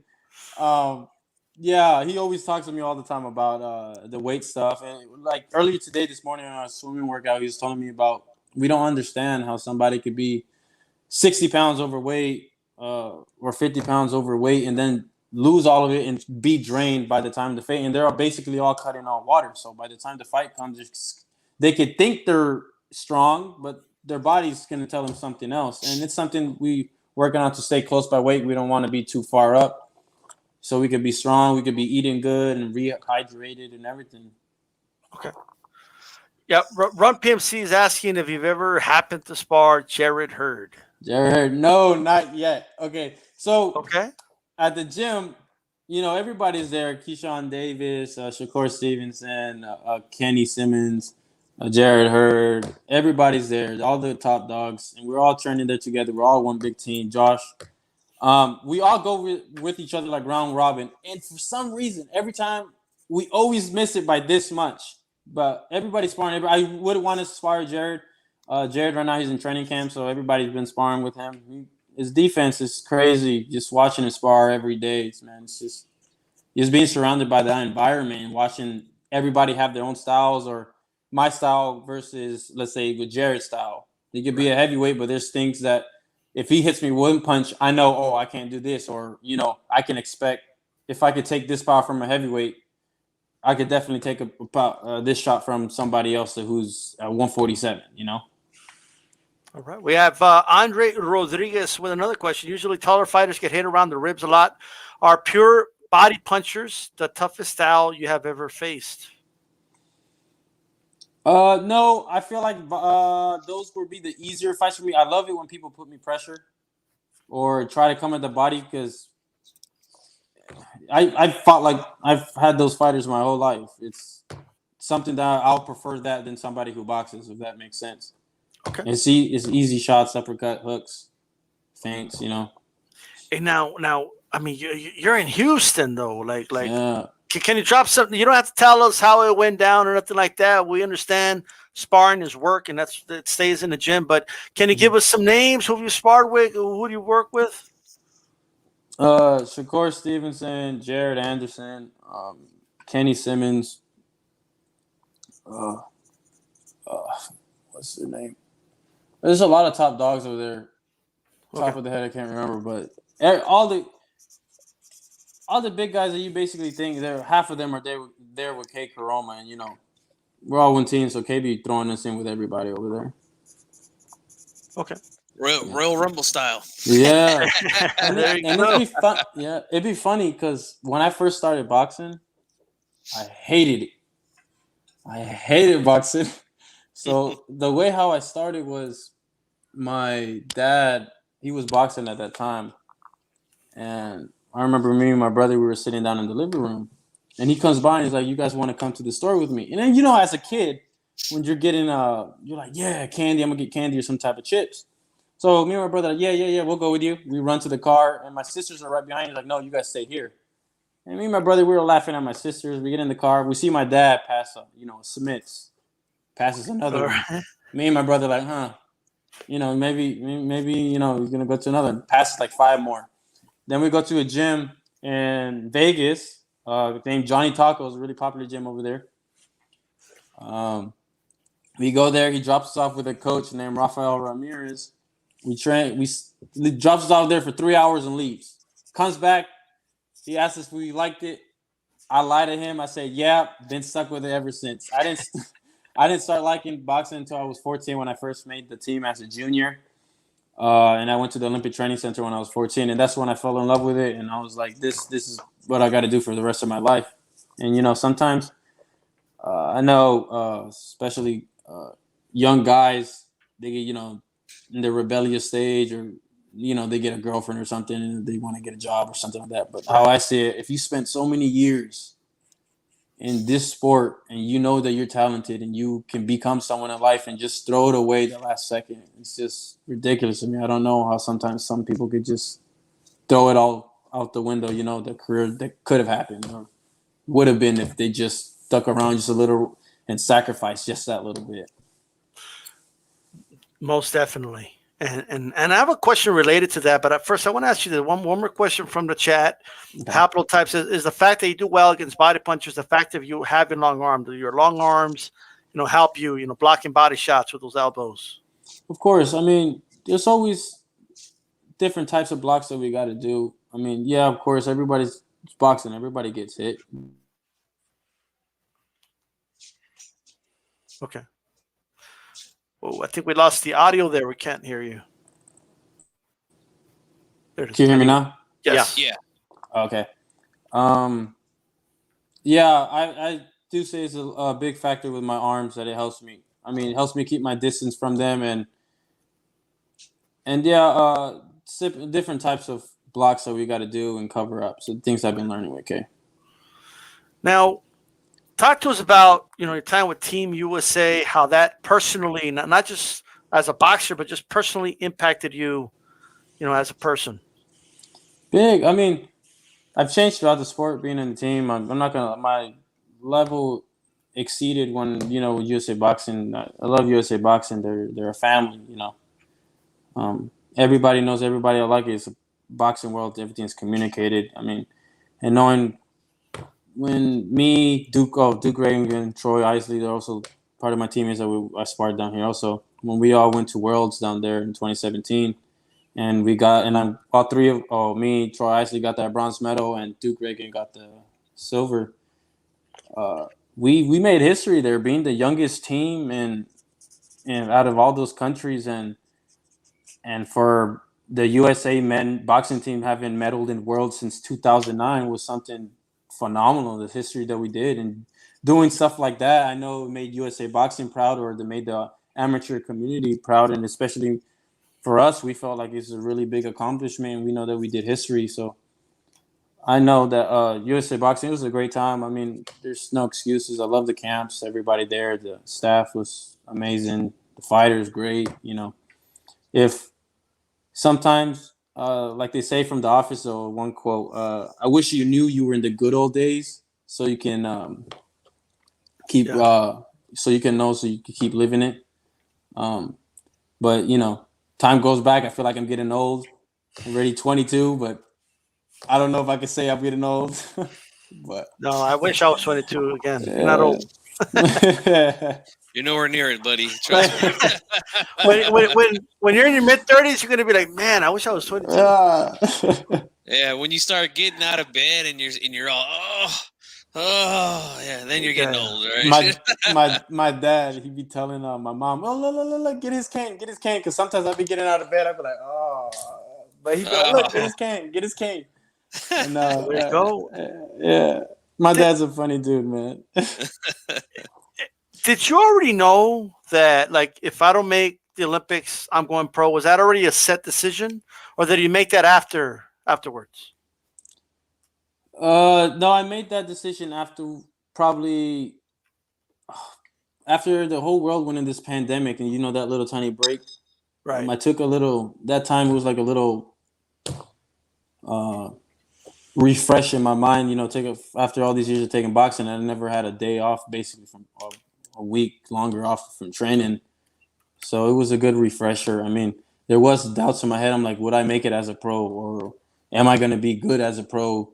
Should I keep continuing this sport? Knowing deep down inside I was going to, but you know, you have those thoughts. But yeah, after, I would say probably around June, late July, I was already we already had the decision that I was going to go pro, you know, if with this Olympics. We were still having fingers crossed, you know, that they'll call me up and be like, hey, Freddie, you got the spot for Olympics. So that's why we kind of hold it off a bit. And right. Okay. Just until this year was over. And then when January hit, we were like, you know what, just let's knock it out the park and get this. It's time to start a new journey. We can't just sit around like ducks, you know? Rob Boxing wants to know, do you find yourself like throwing punches, like shadow boxing in the shower? Like, all the time. So when the water be coming down, I'll be like, but I feel like every boxer does that. Let me get every drop, like, yeah. I'll be doing shadow boxing everywhere. I'll be doing it in the store. I'll be doing it at home, at the laundromat. My sisters be getting mad. They don't want to go out in public with me.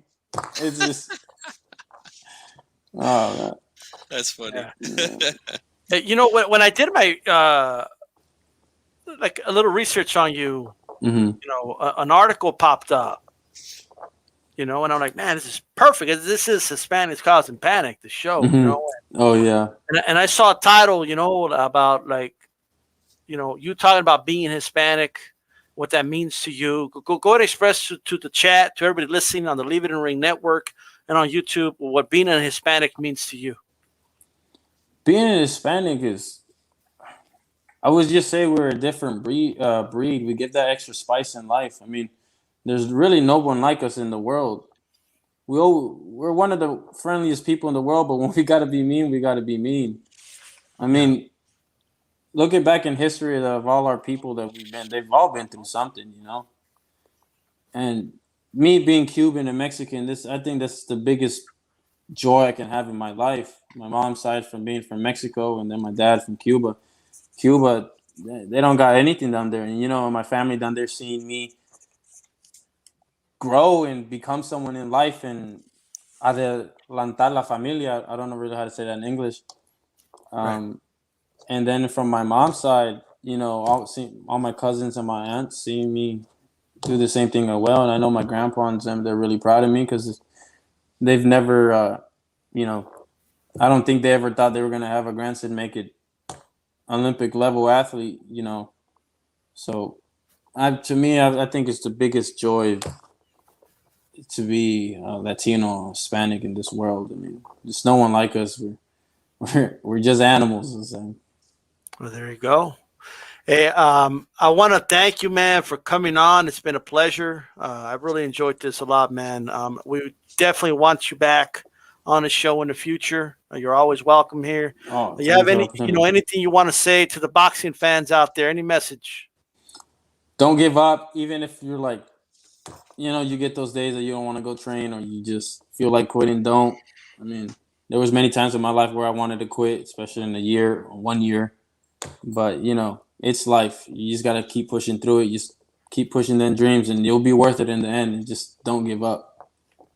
Most definitely. Raw Boxing wants you on the show. He's actually Cuban, and he's married to a Mexican girl. You know what I mean? Mm-hmm. So he could relate to you a lot, and I can always give you his information, all that. You know what I mean? Yeah, definitely. For sure. But definitely, man, I thank you again for coming on. No, I appreciate you guys for the opportunity. Yeah, definitely. Yeah. We're always here to support you, man, and you have yourself a great night and work and keep training. You too. You guys, God bless. Thank you so much. Good work, brother. Take care. Thank you. You guys take care. God bless. All right, man. Like I'm impressed with a lot of these young kids we've been bringing on, bro. That they're mature, they're well spoken. I'm sure Team USA has a lot to do with that. Their program and you hear them talk about their mom, their dad, their family system. A lot of great stuff, man. Wow, that's great. Hey, what you think, Soteo? I was super impressed, just like you. Everything that he's done in the amateurs, and then making the move to Houston, and all those professionals. I mean, who better than Shakur Stevenson can you get for sparring? I can't even name anybody. So the fact that he's there with those guys, and the fact that it sounds like his mom and his dad are involved, and it sounds amazing. Definitely. And no problem, Andre. There's always archive, and I'm gonna have the solo interview by itself too. So we're gonna get all that stuff, man. That's one of my favorite interviews ever. It really is. Great kid. I wish him nothing but success. Hope to have him back. These young prospects we've had on lately, man, they seem to be hitting all the right buttons. They seem to have their head in the right place, focused. If they all continue to do what they say, man, then we got a bright future ahead of us for covering boxing, man. Shout out to Big Dog Willie. I appreciate your membership and your support. And he says, salute, appreciate the interview. Looking forward to your future success. Talking about Freddie Rojas, so I appreciate him saying we could call him Freddie, you know what I mean? But anyway, man, him and Xander was another one, dude, like just mature. Floyd Schofield, Isamari last week too. I mean, man, I enjoy it. I love it. You know what I mean? Well, when they're fighting, people are going to Google them and they're going to find them right here. That's right. Yes. That's right. You know what I mean? So, hey, man, support the young guns. You know what I mean? That's what you got to do. We're going to give some quick taste, guys. Jojo Diaz is back. You know what I mean? And he's going to be fighting Rock Mijov. Did I pronounce that right, or am I butchering names today? Sounds good to me.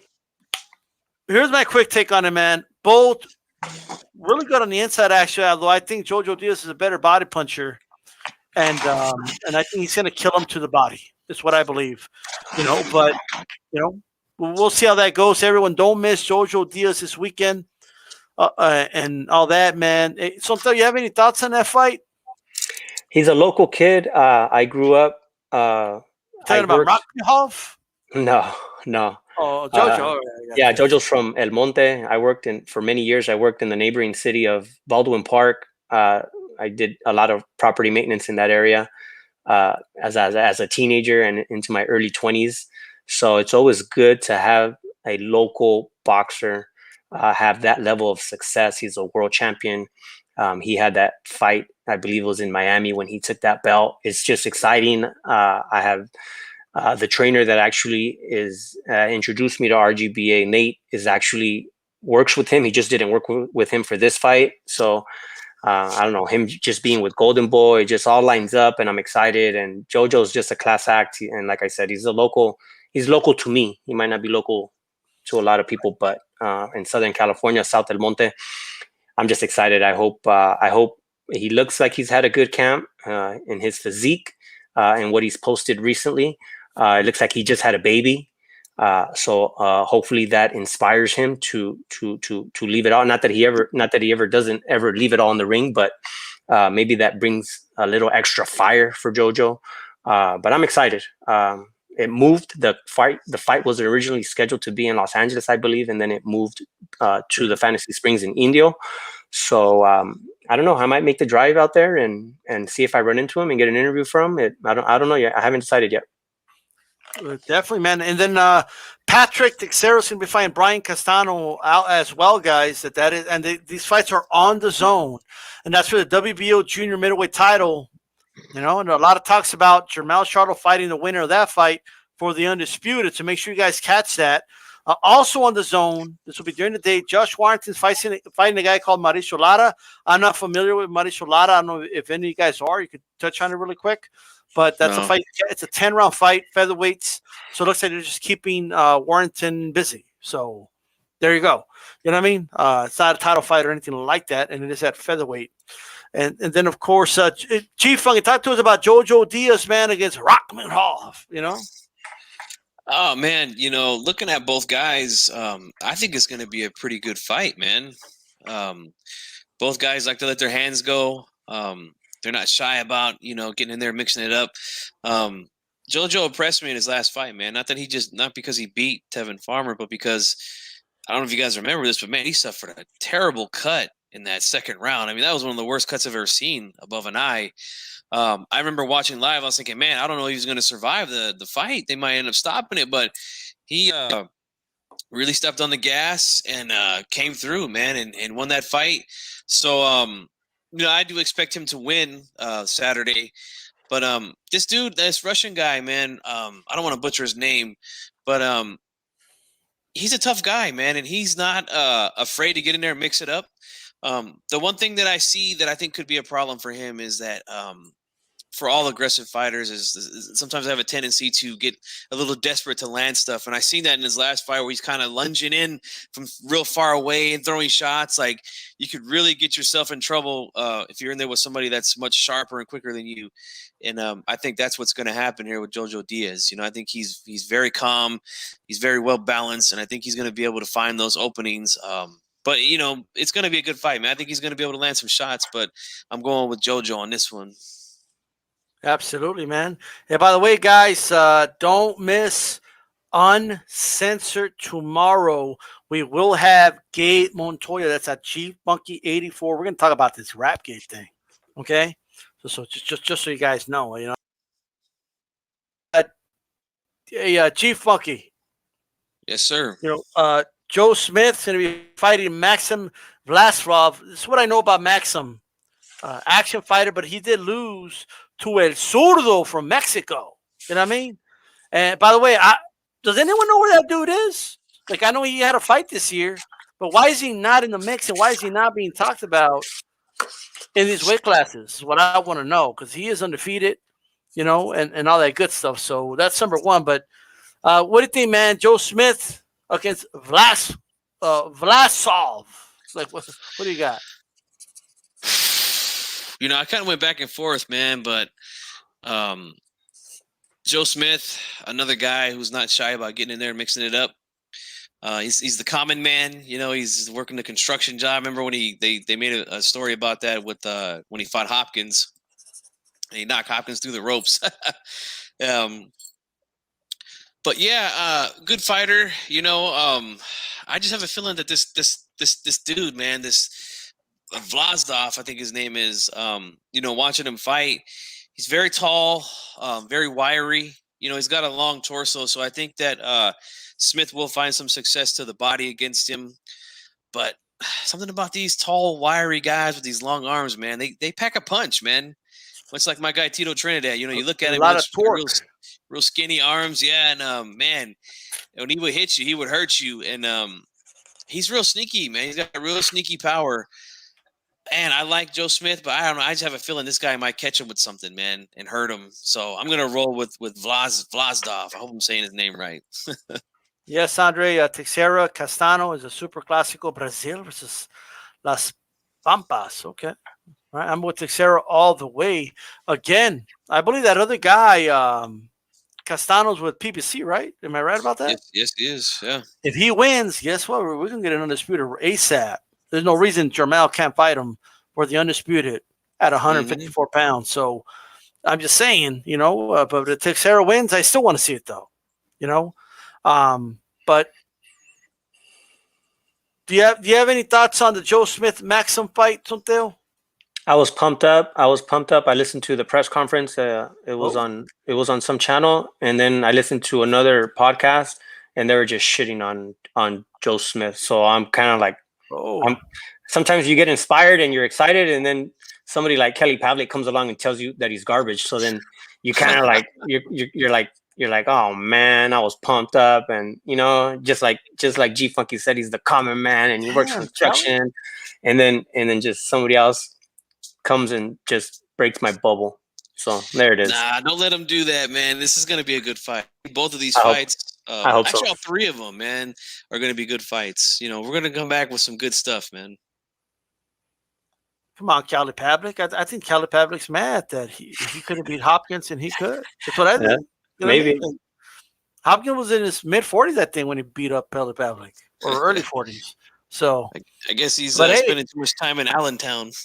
Man, you know what though? Like Joe Smith's that guy that like I pull for. You know what I mean? Like, let's go. But he could be outboxed though, man. But this is not this guy's style like that. This guy's gonna come at him, bro. Joe Smith can crack. It's gonna be a fight, man. It's gonna be a fight. But there you go, man. So make sure you guys tune into the Zone. They're going to be action packed with a lot of fights and stuff like that. And the Joe Smith fight, where's that fight on? I believe that's on ESPN. Yes, it is ESPN. There you go. I believe that's in Las Vegas. So make sure you guys check that out. Finally, we got some boxing, bro. I mean, holy shit, bro! Unbelievable. Finally, thank you. You know what I mean? They're like hey, the boxing gods finally, they threw us a bone, like, yeah, here, like, bro, we want the steak, but we'll take the bones now, shit, But great stuff, guys. Bringing you guys prospects so you can see that boxing does have a future. That there is guys in the come up. That there is guys that are putting in that work and have those dreams and want to test themselves, want to fight those fights. And there is a machine of fighters coming. It's just a matter of us as boxing fans talking about them too, interviewing them too, put them out in the forefront as well. Okay, boxing is not one or two fighters. It's not about Wilder every day, all day, every day. It's not about Spence Crawford 60-40 all day, every day. It's not about Tyson Fury all day, every day. Okay, no, there's more to boxing. It's a big worldwide sport. A lot to talk about. Make sure you guys tune into the whole Leave It in the Ring network. Listen to us on iHeart, Pandora, and Apple Podcasts. Give us those 5 stars if you have an Apple phone. You know what I mean? And give a shout out to HCP because G Funky. Are you down with HCP? You know me. Hey, Sonte, are you down with HCP? Yeah, you know me. Who's down with HCP? Every last body. That's right. This is D-Style Boxing. If you missed some of the show, go back, listen on the archive, and we're out of here. Keep it